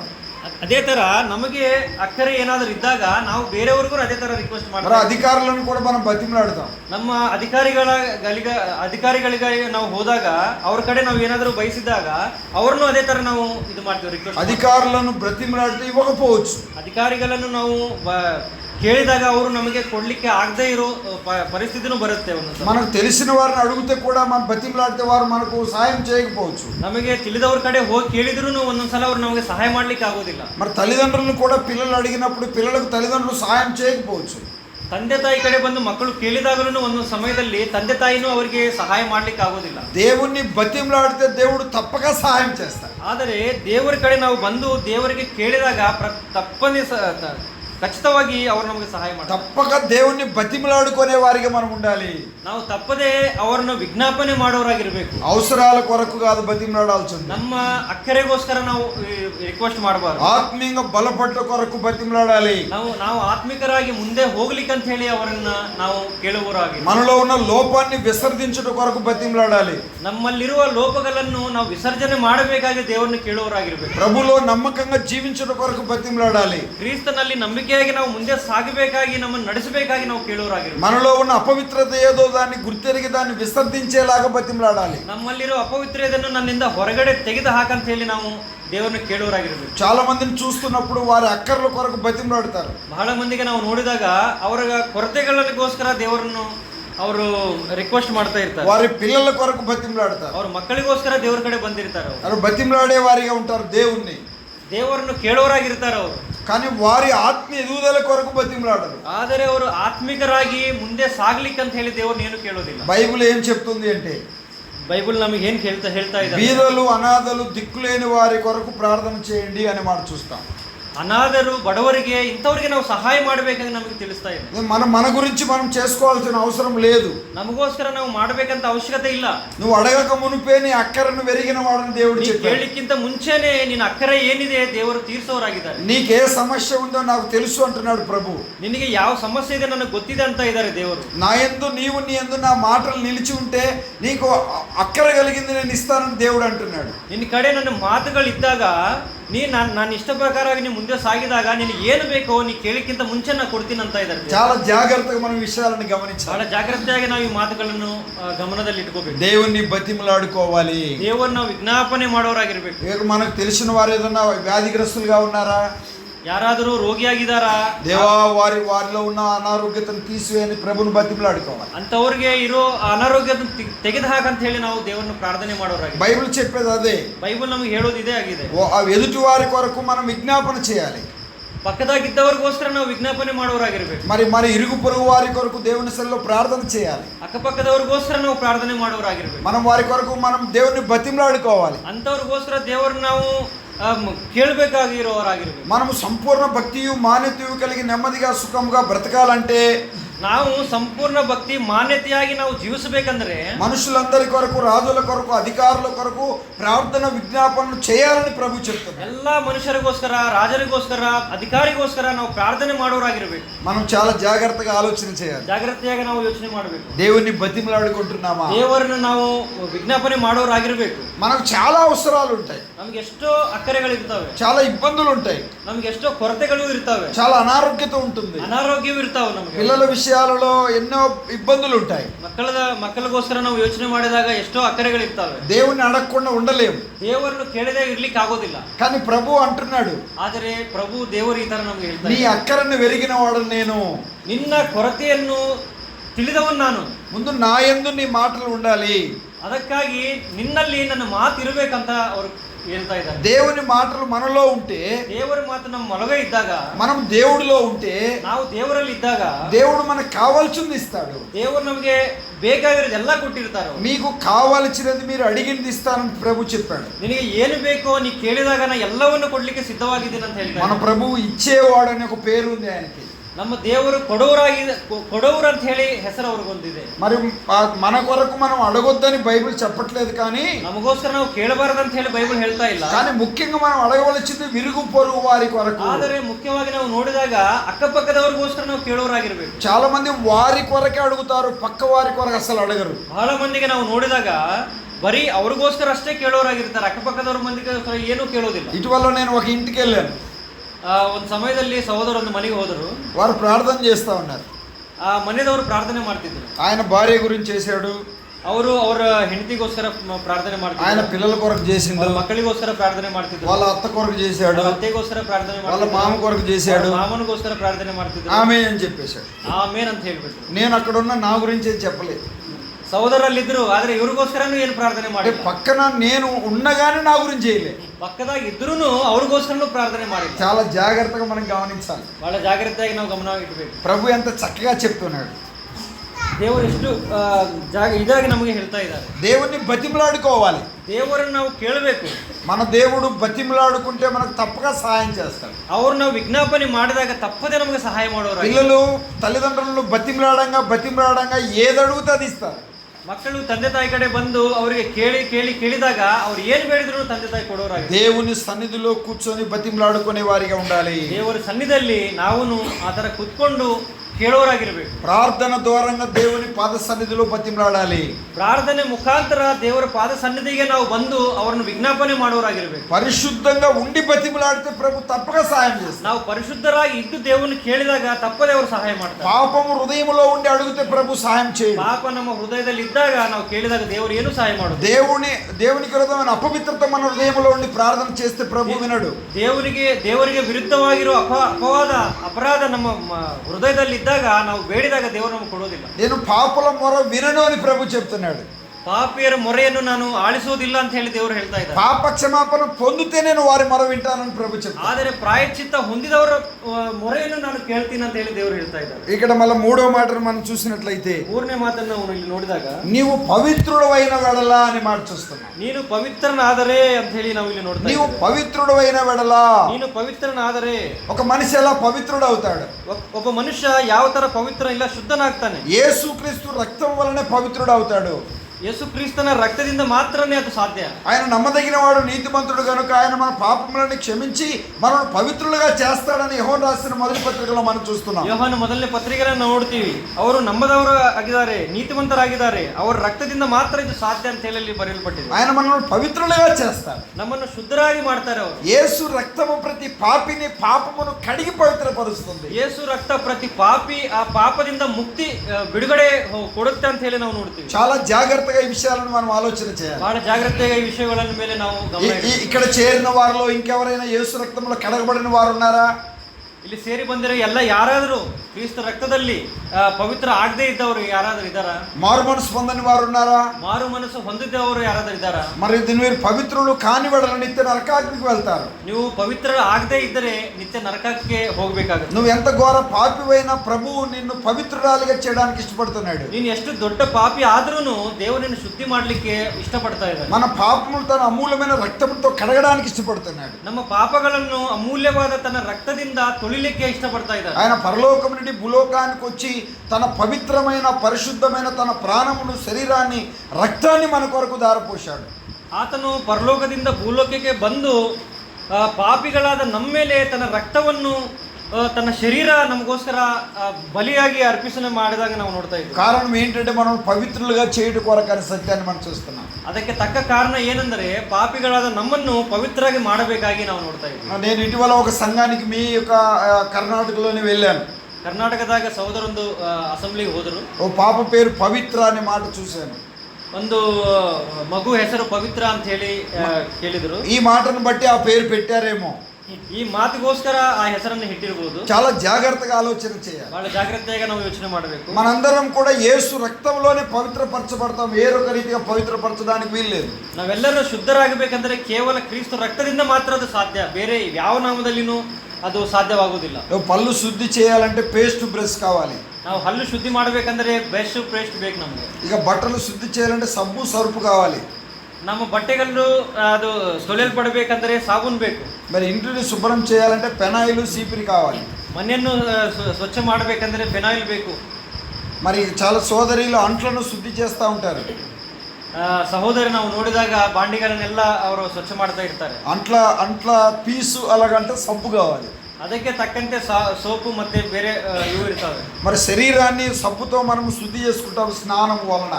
ನಾವು ಸ್ನಾನ ಮಾಡಿ ನಮ್ಮ ಶರೀರವನ್ನು ನಾವು ಶುದ್ಧಿ ಮಾಡ್ಕೋತೀವಿ. మున్సిపాలిటీ వాళ్ళు వీధులను శుద్ధి చేస్తారు. ಮುನ್ಸಿಪಾಲಿಟಿದವ್ರು ಏನ್ ಮಾಡ್ತಾರೆ ಅಂದ್ರೆ ಬೀದಿಗಳಲ್ಲೆಲ್ಲ ಶುದ್ಧಿ ಮಾಡ್ತಾರೆ. పంచాయతీ వారు గ్రామాలను శుద్ధి చేస్తారు. ಪಂಚಾಯತಿದವರು ಫುಲ್ ಅದೆಲ್ಲ ಗ್ರಾಮಗಳನ್ನೆಲ್ಲ ಶುದ್ಧಿ ಮಾಡ್ತಾ ಇರ್ತಾರೆ. గ్రామం శుద్ధి చేయడానికి కొంతమంది మనుషులు ఉన్నారు. ಗ್ರಾಮವನ್ನು ಶುದ್ಧಿ ಮಾಡ್ಲಿಕ್ಕೆ ಮಂದಿ ಇದ್ದಾರೆ. వీధులను శుద్ధి చేయడానికి మనుషులు ఉన్నారు. ಬೀದಿಗಳನ್ನು ಸ್ವಚ್ಛ ಮಾಡ್ಲಿಕ್ಕೆ ಮಂದಿ ಇದ್ದಾರೆ. ఇల్లును శుద్ధి చేయడానికి సోదరీలు ఉన్నారు. ಮನೆಯನ್ನು ಸ್ವಚ್ಛ ಮಾಡ್ಲಿಕ್ಕೆ ಸಹೋದರರಿದ್ದಾರೆ. మనము మన చేతులతోనే మన పళ్ళను శుద్ధి చేసుకుంటాం. ನಮ್ಮ ಹಲ್ಲುಗಳನ್ನು ನಮ್ಮ ಕೈಲಿಂದಲೇ ನಾವು ಸ್ವಚ್ಛ ಮಾಡ್ಕೋತೀವಿ. కొంతమంది సోదరీలు మరి బట్టలను సోపుతో సర్పుతో శుద్ధి చేస్తారు. ಸಹೋದರರು ಎಷ್ಟೋ ಮಂದಿ ನಾವು ನೋಡಿದಾಗ ಸೋಪಿನಿಂದ ಬಟ್ಟೆಗಳನ್ನು ಸ್ವಚ್ಛ ಮಾಡ್ತಾ ಇರ್ತಾರೆ. ఇవన్నీ శుద్ధి ఉన్నాయి, మంచిదే. ಇವೆಲ್ಲ ಶುದ್ಧೀಕರಣವನ್ನು ಬಹಳ ಇದಾವೆ. వీటన్నిటికంటే ప్రాముఖ్యమైనది హృదయ శుద్ధి. ಇವೆಲ್ಲಕ್ಕಿಂತಲೂ ಪ್ರಾಮುಖ್ಯವಾಗಿರೋದು ಏನೆಂದರೆ ಹೃದಯ ಶುದ್ಧಿ. హృదయం శుద్ధి కావాలంటే యేసు రక్తం వలనే అవుతుంది. ನಮ್ಮ ಹೃದಯ ಶುದ್ಧಿ ಆಗಬೇಕಂದ್ರೆ ಕೇವಲ ಯೇಸು ರಕ್ತದಿಂದ ಮಾತ್ರ ಸಾಧ್ಯ. యేసు రక్తం వలన ప్రతి పాపిని పాపమును కడిగి పరిశుద్ధపరుస్తుందని వాడు చూస్తున్నాం. ಯೇಸು ರಕ್ತವನ್ನು ನಾವು ನೋಡಿದಾಗ ಪ್ರತಿ ಪಾಪಿಯ ಪಾಪವನ್ನು ತೆಗೆದು ಹಾಕಿ ಪರಿಶುದ್ಧ ಮಾಡುವುದಾಗಿದೆ ಅಂತ ನಾವು ನೋಡ್ತೇವೆ. ఎడ్ల, మేకల, గొర్రెల, కోళ్ళ, కోడెల రక్తం వలన పాప క్షమాపణ కలగదు. ಮೇಕೆ ರಕ್ತದಿಂದ, ಕೋಳಿ ರಕ್ತದಿಂದ ಪಾಪ ಕ್ಷಮಾಪಣೆ ಆಗೋದಿಲ್ಲ. ಜಂತು ರಕ್ತದಿಂದ ಆಗೋದಿಲ್ಲ. చాలా జాగ్రత్తగా మనం ఆలోచన చేయాలి. ಬಹಳ ಜಾಗೃತವಾಗಿ ನಾವು ಯೋಚನೆ ಮಾಡಬೇಕು. మన పాపాలు పరిహరించబడాలి అని అంటే ನಮ್ಮ ಪಾಪಗಳು ಪ್ರಾಯಶ್ಚಿತ್ತವಾಗಬೇಕಂದ್ರೆ ఒక పరిశుద్ధ దైవం రక్తం కావాలి. ಪರಿಶುದ್ಧವಾದ ದೇವರ ರಕ್ತ ಬೇಕು ನಮಗೆ. పాపి అయిన మన శరీరాన్ని, మన పాపమును కడగాలంటే ఒక పరిశుద్ధ దైవ రక్తం కావాలి. ಪಾಪಿಯಾಗಿರುವ ನಮ್ಮ ಪಾಪಿಯ ರಕ್ತವನ್ನು ಶುದ್ಧೀಕರಣ ಮಾಡಬೇಕಂದ್ರೆ ಪರಿಶುದ್ಧನಾದ ದೇವರ ರಕ್ತ ಬೇಕಲ್ಲ. ఆ పరిశుద్ధుడు ఎవరంటే మన ప్రభు అయిన ಆ యేసుక్రీస్తు. ಪರಿಶುದ್ಧನು ಯಾರಂದ್ರೆ ನಮ್ಮ ಪರಿಶುದ್ಧನಾದ ಯೇಸು ಕ್ರಿಸ್ತನಾಗಿದ್ದಾನೆ. 2024 సంవత్సరాల కిందట మానవ శరీరంతో పరలోకం నుండి భూలోకానికి వచ్చాడు. 2024 ವರ್ಷದ ಹಿಂದೆ ಶರೀರವನ್ನು ಧರಿಸಿ ಸ್ವರ್ಗದಿಂದ ಭೂಲೋಕಕ್ಕೆ ಬಂದಿದ್ದಾರೆ ಅಂತ ಹೇಳಿ ನಾವು ನೋಡಬಹುದು. తన అమూల్యమైన రక్తాన్ని కలవరి శిలువలో ధారపోశాడు. ತನ್ನ ಅಮೂಲ್ಯವಾದ ರಕ್ತವನ್ನು ಆ ಸಿಲುವದ ಮೇಲೆ ಹಾಕಿದಂಗೆ ನಾವು ನೋಡ್ತಾ ಇದ್ದೀವಿ. సర్వలోక మానవాళు పాపాలు పరిహరించాలని, ಸರ್ವ ಲೋಕದಲ್ಲಿರುವ ಮಾನವರಿಗೆ ಅವರೆಲ್ಲ ಪಾಪಗಳನ್ನು ಪರಿಹಾರ ಮಾಡಬೇಕಂತ ಹೇಳಿ ಅವರು ಬಂದಿದ್ದಾರೆ. ನಾವು పవిత్రులుగా చేయాలని, ನಮ್ಮನ್ನೆಲ್ಲರನ್ನು ಪವಿತ್ರವಾಗಿ ಮಾಡಬೇಕಂತ ಹೇಳಿ ಅವರು ಬಂದಿದ್ದಾರೆ. ఇక్కడ మనం చూస్తున్న ఈ మాటలు మనం గమనించినట్లయితే, ಇಲ್ಲಿ ಈ ಮಾತುಗಳನ್ನು ನಾವು ಗಮನಿಸಿದಾಗ, నువ్వు పవిత్రుడు అయిన వెడలా, ನೀನು ಶುದ್ಧನಾಗಿದ್ದಾಗ, 4వ మాట మనం ఇక్కడ చూస్తున్నాం. 4ನೇ ಮಾತಾಗಿದ್ದನ್ನು ನಾವು నువ్వు యథార్థవంతుడు అయిన వెడలా అనే మాట చూస్తున్నాం. ನೀನು ಯಥಾರ್ಥವಂತನಾಗಿದ್ದಾಗ ಅಂತ ಹೇಳಿ ನಾವು ನೋಡ್ತಾ ಇದ್ದೇವೆ. చాలా మంది యేసు ప్రభువును నమ్మిన వారిగా ఉన్నారు. ಎಷ್ಟೋ ಮಂದಿಲಿ ನಾವು ನೋಡಿದಾಗ ದೇವರನ್ನು ನಂಬಿದವರಾಗಿದ್ದಾರೆ. వారి మాటల్లో యథార్థత లేదు. ಆದರೆ ಎಷ್ಟೋ ಮಂದಿ ನಾವು ನೋಡಿದಾಗ ದೇವರು ನಂಬಿದ್ರು ಅವ್ರ ಮಾತುಗಳಲ್ಲಿ ಯಥಾರ್ಥತೆ ಅನ್ನೋದು ಇರೋದಿಲ್ಲ. నోరు తెరిస్తే అబద్ధం. ಅವರು ಬಾಯಿ ಓಪನ್ ಮಾಡಿದರೆ ಎಲ್ಲ ಸುಳ್ಳೆ. ఎవరన్నా ఇంట్లో యజమానుడి కోసం వస్తాడు, ಯಾರಾದರೂ ಮನೆ ಯಜಮಾನಿಗೋಸ್ಕರ ಬಂದಿರ್ತಾರೆ. తల్లిదండ్రులు పిల్లలకు చెప్తారు లేడని చెప్పు అని చెప్తారు. ತಂದೆ ತಾಯಿ ಏನಂತಾರಂದ್ರೆ ಮಕ್ಕಳಿಗೆ ಹೇಳಿರ್ತಾರೆ, ನಾನು ಇಲ್ಲ ಅಂತ ಹೇಳಪ್ಪ ಅಂತ ಹೇಳಿ. మా డాడీ లేడని చెప్పాడని చెప్తారు. ನಮ್ಮ ಡ್ಯಾಡಿ ಇಲ್ಲ ಅಂತ ಹೇಳಿ ಹೇಳ್ಬೇಕಾಗಿ ಮಕ್ಕಳಿಗೆ ತಿಳಿದಿರ್ತಾರೆ ಅವರು. వాళ్ళకి ఆ సంగతి తెలియదు. ಅವ್ರಿಗೆ ಅದು ಗೊತ್ತಿರೋದಿಲ್ಲ. మా డాడీ లేడని చెప్పమన్నాడు, మా డాడీ లేడు అని చెప్తారు. ಮಕ್ಕಳು ಏನಂತಾರಂದ್ರೆ ಹೊರಗಡೆ ಅವರಿಗೆ ನಮ್ಮ ಡ್ಯಾಡಿ ಮನೆಯಲ್ಲಿದ್ದು ನಮ್ಮ ಡ್ಯಾಡಿ ಇಲ್ಲ ಅಂತ ಹೇಳಿದ್ದಾರೆ ಅಂತ ಹೇಳಿ, మా డాడీ లేడు, ನಮ್ಮ ಡ್ಯಾಡಿ ಇಲ್ಲ అది చెప్తారు. ఆ ತರ ಹೇಳೋರು ಇದ್ದಾರೆ ಮಕ್ಕಳು. వారికి ఏం అర్థం అవుతుంది? ಅವ್ರಿಗೆ ಏನ್ ಅರ್ಥ ಆಗ್ತಾ ಇದೆ? ಅಲ್ಲಿ అబద్ధం ఆడుతున్నట్టుగా అర్థం అవుతుంది. ಅಲ್ಲಿ ಸುಳ್ಳು ಹೇಳ್ತಾ ಇದ್ದಂಗ ಅವ್ರಿಗೆ ಅರ್ಥ ಆಗ್ತಾ ಇದೆ. చాలా జాగ్రత్తగా గమనించాలి. ಬಹಳ ಜಾಗ್ರತೆಯಾಗಿ ನಾವು ಗಮನ ಮಾಡಿ. ఈరోజు మనుషులు ప్రతి ఒక్క వ్యక్తి చేతిలో ఫోన్లు ఉన్నాయి. ಇವತ್ತು ನಾವು ನೋಡಿದಾಗ ಪ್ರತಿಯೊಬ್ಬ ಮನುಷ್ಯನ ಕೈಯಲ್ಲಿ ಮೊಬೈಲ್ ಇದೆ. ఎక్కడో ఉండి ఈడున్నానని చెప్తాడు. ಎಲ್ಲೋ ಇದ್ದು ನಾನು ಇಲ್ಲೇ ಇದ್ದೇನೆ ಅಂತ ಹೇಳೋರು ಇದ್ದಾರೆ. ఎక్కడో ఉంటాడు ఈడున్నానని చెప్తాడు. ಎಲ್ಲೋ ಇದ್ದಿರ್ತಾರ ಅವರು, ನಾನು ಇಲ್ಲೇ ಇದ್ದೇನೆ ಅಂತ ಹೇಳೋರು ಇರ್ತಾರೆ. ఈడ లేకుండా ఆడున్నానని చెప్తాడు. ನಾನು ಇಲ್ಲಿ ಇಲ್ದೇನೆ ನಾನು ಅಲ್ಲಿದ್ದೇನೆ ಅಂತ ಹೇಳಿ. మనుషులను ఎక్కువ అబద్ధం ఆడిచ్చేది ఫోనే. ಮನುಷ್ಯರನ್ನು ಜಾಸ್ತಿ ಬಹಳವಾಗಿ ಸುಳ್ಳು ಹೇಳಿಕೆ ಕೊಟ್ಟಿರೋದು ಯಾವುದಂದ್ರೆ ಕಾರಣ ಮೊಬೈಲ್. వాస్తవా కాదా? ವಾಸ್ತವೇನಲ್ಲ ಇದು. ఇక్కడ ఉన్న వాళ్ళు అబద్ధం ఆడని వాళ్ళు ఎవరైనా ఉన్నారా? ಇಲ್ಲಿದ್ದವರಲ್ಲಿ ಯಾರಾದರೂ ಸುಳ್ಳು ಆಡದೇ ಇರೋರು ಯಾರಾದ್ರೂ ಇದ್ದಾರಾ? ఉంటే చేతులు ఎత్తండి. ಯಾರಾದ್ರೂ ಇದ್ರೆ ನಿಮ್ಮ ಕೈ ಮೇಲೆ ಮಾಡಿ. ఎవరు లేరా? ಸುಳ್ಳು ಹೇಳದೇ ಇರೋರು ಯಾರು ಇಲ್ಲ ಇಲ್ಲಿ. ఏ సంతోషన్నా? ఎవరు లేరా? ముషన్నా? ఎవరు లేరు. చాలా జాగ్రత్తగా మనం ఆలోచన చేయాలి.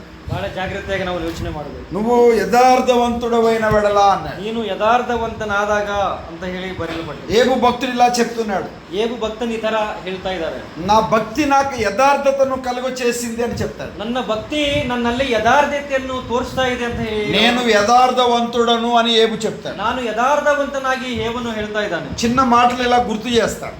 ಒಂದು ಚಿಕ್ಕ ಮಾತನ್ನು ನೆನಪು ಮಾಡ್ತೀವಿ. చాలా జాగ్రత్తగా మనం గమనించాలి. ಬಹಳ ಜಾಗ್ರತೆಯಾಗಿ ನಾವು ಗಮನ ಮಾಡಬೇಕು. 5 మాటలు అని చెప్పాను, 4వ మాట చెప్తున్నా నేను. 5 ಮಾತಂತ ಹೇಳಿದ್ದೆ, ಇದು 4ನೇ ಮಾತಾಗಿದೆ. ఇంకొక మాట చెప్తే ముగించుకున్నట్టే కదా. ಇನ್ನೊಂದು ಮಾತು ಹೇಳಿದರೆ ಮುಗಿದಂಗ. ముగింపులోనికి వచ్చామనే కదా అర్థం. ಅಂದ್ರೆ ವಾಕ್ಯ ಎಂಡಿಗೆ ಬಂದಿದೆ ಅಂತ ಹೇಳಿ. మీరు కంగారు పడొద్దు. ದಯವಿಟ್ಟು ನೀವೆಲ್ಲರೂ ಏನೋ ಯೋಚನೆ ಮಾಡಬೇಡಿ. తొందరగా మిమ్మల్ని వదిలిపెడతాం. ನಿಮ್ಮನ್ನು ಜಲ್ದಿನೇ ಬಿಡ್ತೀನಿ ಅಂತ ಹೇಳ್ತಾ ಇದ್ದಾರೆ. చాలా జాగ్రత్తగా మనం ఇక్కడ గమనించినట్లయితే ಬಹಳ ಜಾಗ್ರತೆಯಾಗಿ ನಾವು ನೋಡ್ಬೇಕಿಲ್ಲಿ. ఏబు భక్తుని గురించిన సంగతులు మనం చూస్తున్నాం. ಏಬು ಭಕ್ತನ ಬಗ್ಗೆ ನಾವು ಇದನ್ನ ನೋಡ್ತಾ ಇದ್ದೇವೆ. గ్రంథకర్త ఇలా చెప్తున్నాడు, ఏబు యథార్థవంతుడు అనే మాట చూస్తున్నాం. ಗ್ರಂಥಕರ್ತನ ಬಗ್ಗೆ ನಾವು ನೋಡಿದಾಗ ಏಬನು ಯಥಾರ್ಥವಂತನಾಗಿ ಅವರು ತಿಳಿಸ್ತಾ ಇದ್ದಾರೆ. మొదటి 2 వచనాల్లో మనం చూస్తాం. ಒಂದೆರಡು ವಚನದಲ್ಲಿ ನಾವು ಈ ಮಾತನ್ನ ನಾವು ನೋಡಬಹುದು. మరి మనం రెండోదిగా మనం గమనించినట్లయితే, ಎರಡನೇದಾಗಿ ನಾವು ನೋಡಿದಾಗ, మనము అలాగనే మొదటి అధ్యాయంలోనే మనం చూసినట్లయితే 1ನೇ ಅಧ್ಯಾಯದಲ್ಲಿ ನಾವು ನೋಡಿದಾಗ 8వ వచనంలో, 1ನೇ ಅಧ್ಯಾಯ 8ನೇ ವಚನದಲ್ಲಿ, ఎవరు చదవద్దు, ಯಾರು ಓದೋದನ್ನು ಬೇಡ, దేవుడు చెప్తున్నాడు సాతానుతో, ఆ ఏబు అనే యథార్థవంతుడు ఉన్నాడు, నీకు తెలుసా భూమి మీద ఇలాంటి వాడు లేడని చెప్తున్నాడు.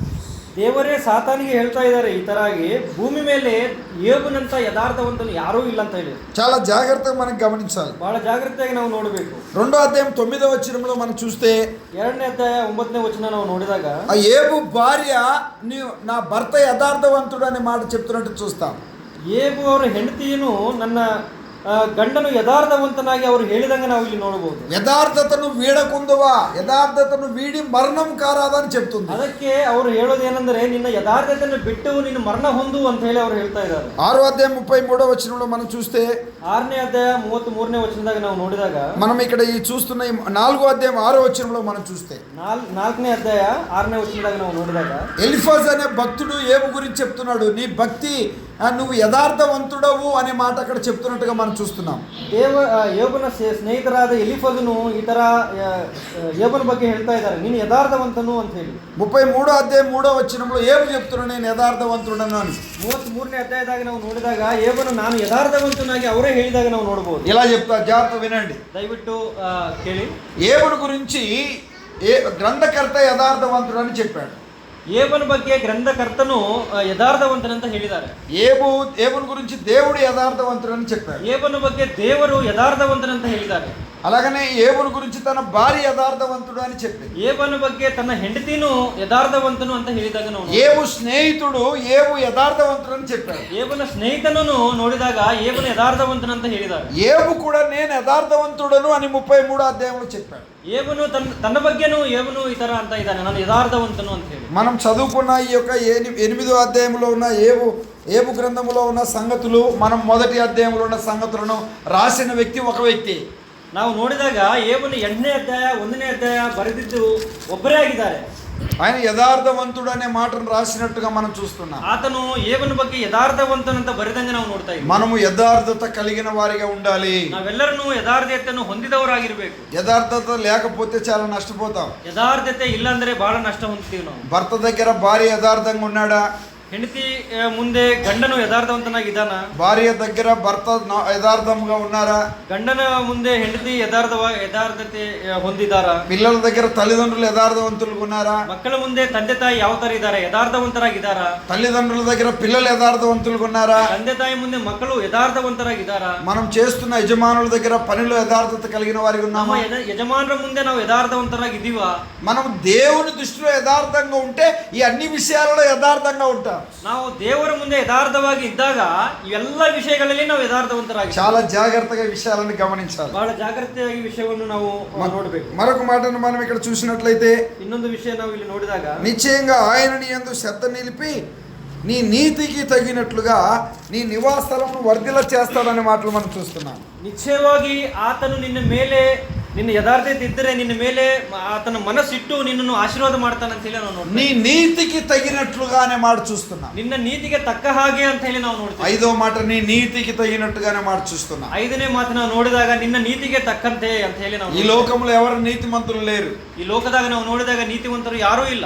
నీతిమంతుడు అనంటే ప్రభు అయిన యేసుక్రీస్తు ఒక్కడే. ನೀತಿವಂತನು ಯಾರು ಅಂದರೆ ನಮ್ಮ ಕರ್ತನಾದ ಯೇಸು ಕ್ರಿಸ್ತನು ಮಾತ್ರ. రోమా 3:11 ప్రకారం నీతిమంతుడు లేడు, ఒక్కడును లేడు. ರೋಮಪುರದವರು ಬರೆದ ಪತ್ರಿಕೆಯಲ್ಲಿ 3:11 ನಾವು ನೋಡಿದಾಗ ನೀತಿವಂತರು ಯಾರೂ ಇಲ್ಲ, ಒಬ್ಬನೂ ಇಲ್ಲ. మనం ఎవరం నీతిమంతులం కాదు. ನಮ್ಮಲ್ಲಿ ನಾವೆಲ್ಲರೂ ನೀತಿವಂತರು ಯಾರೂ ಇಲ್ಲ ನಮ್ಮಲ್ಲಿ. 3వ అధ్యాయం 24వ వచనం చదవండి తెలుగు బైబిల్లో ఒకళ్ళు. రోమిలకు రాసిన పత్రిక 3వ అధ్యాయం 23వ వచనం. ರೋಮಪುರದವರು ಬರೆದ ಪತ್ರಿಕೆ 3ನೇ ಅಧ್ಯಾಯ 24ನೇ ವಚನ.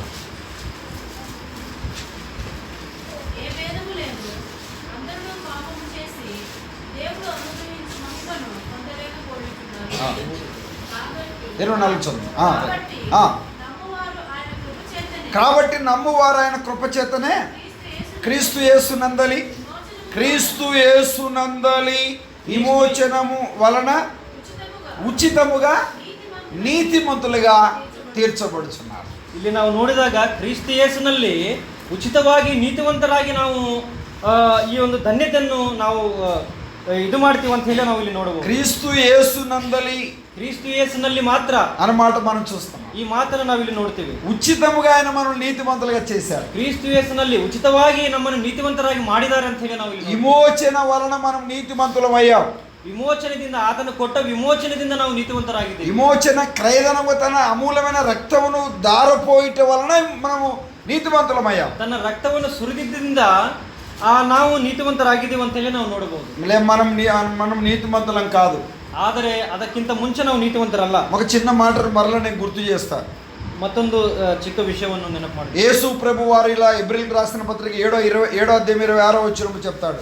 ಹೆಬ್ರೂಸ್ ಪತ್ರಿಕೆಯಲ್ಲಿ ನಾವು ನೋಡಿದಾಗ 7ನೇ ಅಧ್ಯಾಯ 24ನೇ ವಚನ. యేసు ప్రభు పరిశుద్ధుడు, పవిత్రుడు, నిర్దోషి, నిష్కల్మషుడు అనే మాట మనం అక్కడ చూస్తాం. ಅಲ್ಲಿ ನಾವು ನೋಡಿದಾಗ ಯೇಸು ಕ್ರಿಸ್ತನ ಬಗ್ಗೆ ಪವಿತ್ರನು, ನಿರ್ದೋಷನು, ನಿಷ್ಕಲ್ಮಶನು ಅಂತ ಹೇಳಿ ನಾವು ನೋಡ್ತೀವಿ. ఆయన నీతిమంతుడు అనే మాట మనం ఇక్కడ చూస్తున్నాం. ಆತನು ನೀತಿವಂತನ ಅಂತ ಹೇಳಿ ನಾವು ನೋಡ್ತೀವಿ. చాలా జాగ్రత్తగా మనం గమనించాలి. ಬಹಳ ಜಾಗೃತೆಯಾಗಿ ನಾವು ನೋಡಬೇಕು. నా యందు పాపం ఉన్నదని మీరు ఎవరు నిరూపిస్తారని 8వ అధ్యాయం యోహాను రాసిన సువార్తలో చెప్తాడు. ಯೋಹಾನ ಸುವಾರ್ತೆ 8ನೇ ಅಧ್ಯಾಯದಲ್ಲಿ ನಾವು ನೋಡಿದಾಗ ನನ್ನಲ್ಲಿ ಪಾಪವಿದೆ ಅಂತ ಹೇಳಿ ನೀವು ಅಲ್ಲಿ ಯಾರಾದರೂ ನಿರೂಪಣೆ ಮಾಡಬಹುದು ಅಂತ ಹೇಳಿ ಅವರು ಹೇಳಿದಾಗ ನಾವು నేను నీతిమంతుడనని యేసు ప్రభు వారు చెప్పారు. ನಾನು ನೀತಿವಂತನಾಗಿ ಯೇಸು ಕ್ರಿಸ್ತನು ಹೇಳಿದಂಗೆ ನಾವು ನೋಡ್ತೀವಿ. పిలాతు అని ఈ నీతిమంతుడు రక్త విషయంలో నేను నిరపరాధిని అని చెప్తాడు. ಪಿಲಾತನ ಬಗ್ಗೆ ನಾವು ನೋಡಿದಾಗ ಈ ನೀತಿವಂತನ ರಕ್ತ ವಿಷಯದಲ್ಲಿ ನನಗೆ ಏನು ಇದಿಲ್ಲ ಅಂತ ಹೇಳಿ ಅವರು ಕೈ ತೊಳೆದಂಗೆ ನಾವು ನೋಡ್ತೀವಿ. పిలాతు భార్య నీతిమంతుని జోలికి నువ్వు వెళ్ళవద్దు అని చెప్తుంది. ಆ ನೀತಿವಂತನಿಗೆ ಇದರಾಗ ನೀವು ಹೋಗಬೇಡ ಅಂತ ಹೇಳಿ ಪಿಲಾತನ ಹೆಂಡತಿ ಹೇಳಿದಂಗೆ ನಾವು ನೋಡ್ತೀವಿ. ఇస్కరియోతు యూద నేను ఈ నీతిమంతుడిని అప్పగించి పాపం చేశానని చెప్తాడు. ಇಸ್ಕರಿಯೋತು ಯೂದ ಆಮೇಲೆ ನಾವು ನೋಡಿದಾಗ ನೀತಿವಂತನನ್ನು ನಾನು ಹಿಡಿದುಕೊಟ್ಟಿದ್ದೀನಿ ಅಂತ ಹೇಳಿ ಪಶ್ಚಾತ್ತಾಪಟ್ಟಾಗ ನಾವು ನೋಡ್ತೀವಿ. యేసు ప్రభు వారు నేను నీతిమంతుడు అని చెప్పాడు. ಯೇಸು ಕ್ರಿಸ್ತನು ನಾನು ನೀತಿವಂತನಾಗಿ ಹೇಳಿದನು. ఆనాటి గవర్నర్స్ వారు తీర్పులో గవర్నరు ఆయన నీతిమంతుడు అని చెప్పాడు. ಆ ದಿವಸದಾಗ ನಾವು ನೋಡಿದಾಗ ಅಲ್ಲಿರೋ ಗವರ್ನರ್ ಆದವರು ಯೇಸು ಕ್ರಿಸ್ತನು ನೀತಿವಂತನಾಗಿ ಹೇಳಿದಂಗೆ ನಾವು ನೋಡ್ತೀವಿ. ఆయన భార్య నీతిమంతుడు యేసు ప్రభు అని చెప్పాడు. ಆತನ ಹೆಂಡತಿನೂ ನಾವು ನೋಡಿದಾಗ ಯೇಸು ಕ್ರಿಸ್ತನು ನೀತಿವಂತನಾಗಿ ಹೇಳಿದಾಗ ఆయనను అప్పగించిన యూద ఆయన నీతిమంతుడు అని చెప్పాడు. ಆತನನ್ನು ಹಿಡಿದುಕೊಟ್ಟಿರುವ ಇಸ್ಕರಿಯೋತು ಯೂದನು ಯೇಸು ಕ್ರಿಸ್ತನ ಬಗ್ಗೆ ನೀತಿವಂತನಾಗಿ ಹೇಳಿದಂಗೆ ನಾವು ನೋಡ್ತೀವಿ. నీతిమంతుడే కానీ అనీతిమంతులమైన మన కొరకు తన ప్రాణమును అర్పించాడు. ನೀತಿವಂತನಾದರೂ ಅನೀತಿವಂತರಾದ ನಮಗೋಸ್ಕರ ತನ್ನ ಪ್ರಾಣವನ್ನು ಕೊಟ್ಟಿದ್ದಂಗೆ ನಾವು ನೋಡ್ತೀವಿ. మనమును నీతిమంతులుగా చేయుట కొరకు ನಮ್ಮನ್ನೆಲ್ಲರನ್ನು ನೀತಿವಂತರಾಗಿ ಮಾಡಬೇಕಾಗಿ ಈ ಕಾರ್ಯ ಮಾಡಿದಂಗೆ ನಾವು చాలా జాగ్రత్తగా ఆలోచన చేయాలి. ಬಹಳ ಜಾಗೃತವಾಗಿ ನಾವು ಯೋಚನೆ ಮಾಡಬೇಕು. నీ నీతికి తగినట్లుగా అనే మాట చూస్తున్నా. ನೀ ನೀತಿಗೆ ತಕ್ಕಂತೆ ಅಂತ ಹೇಳಿ ನಾವು ನೋಡ್ತಾವೆ. నీ నివాస స్థలమును ఆయన వర్ధిల్ల చేయును.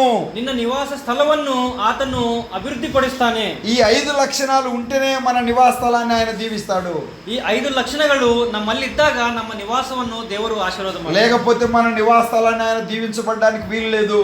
ಇಲ್ಲಂದರೆ ದೇವರ ಆಶೀರ್ವಾದ ಇವಿಲ್ಲಂದ್ರೆ ನಮ್ಮ ಮೇಲೆ ಬರೋದಿಲ್ಲ.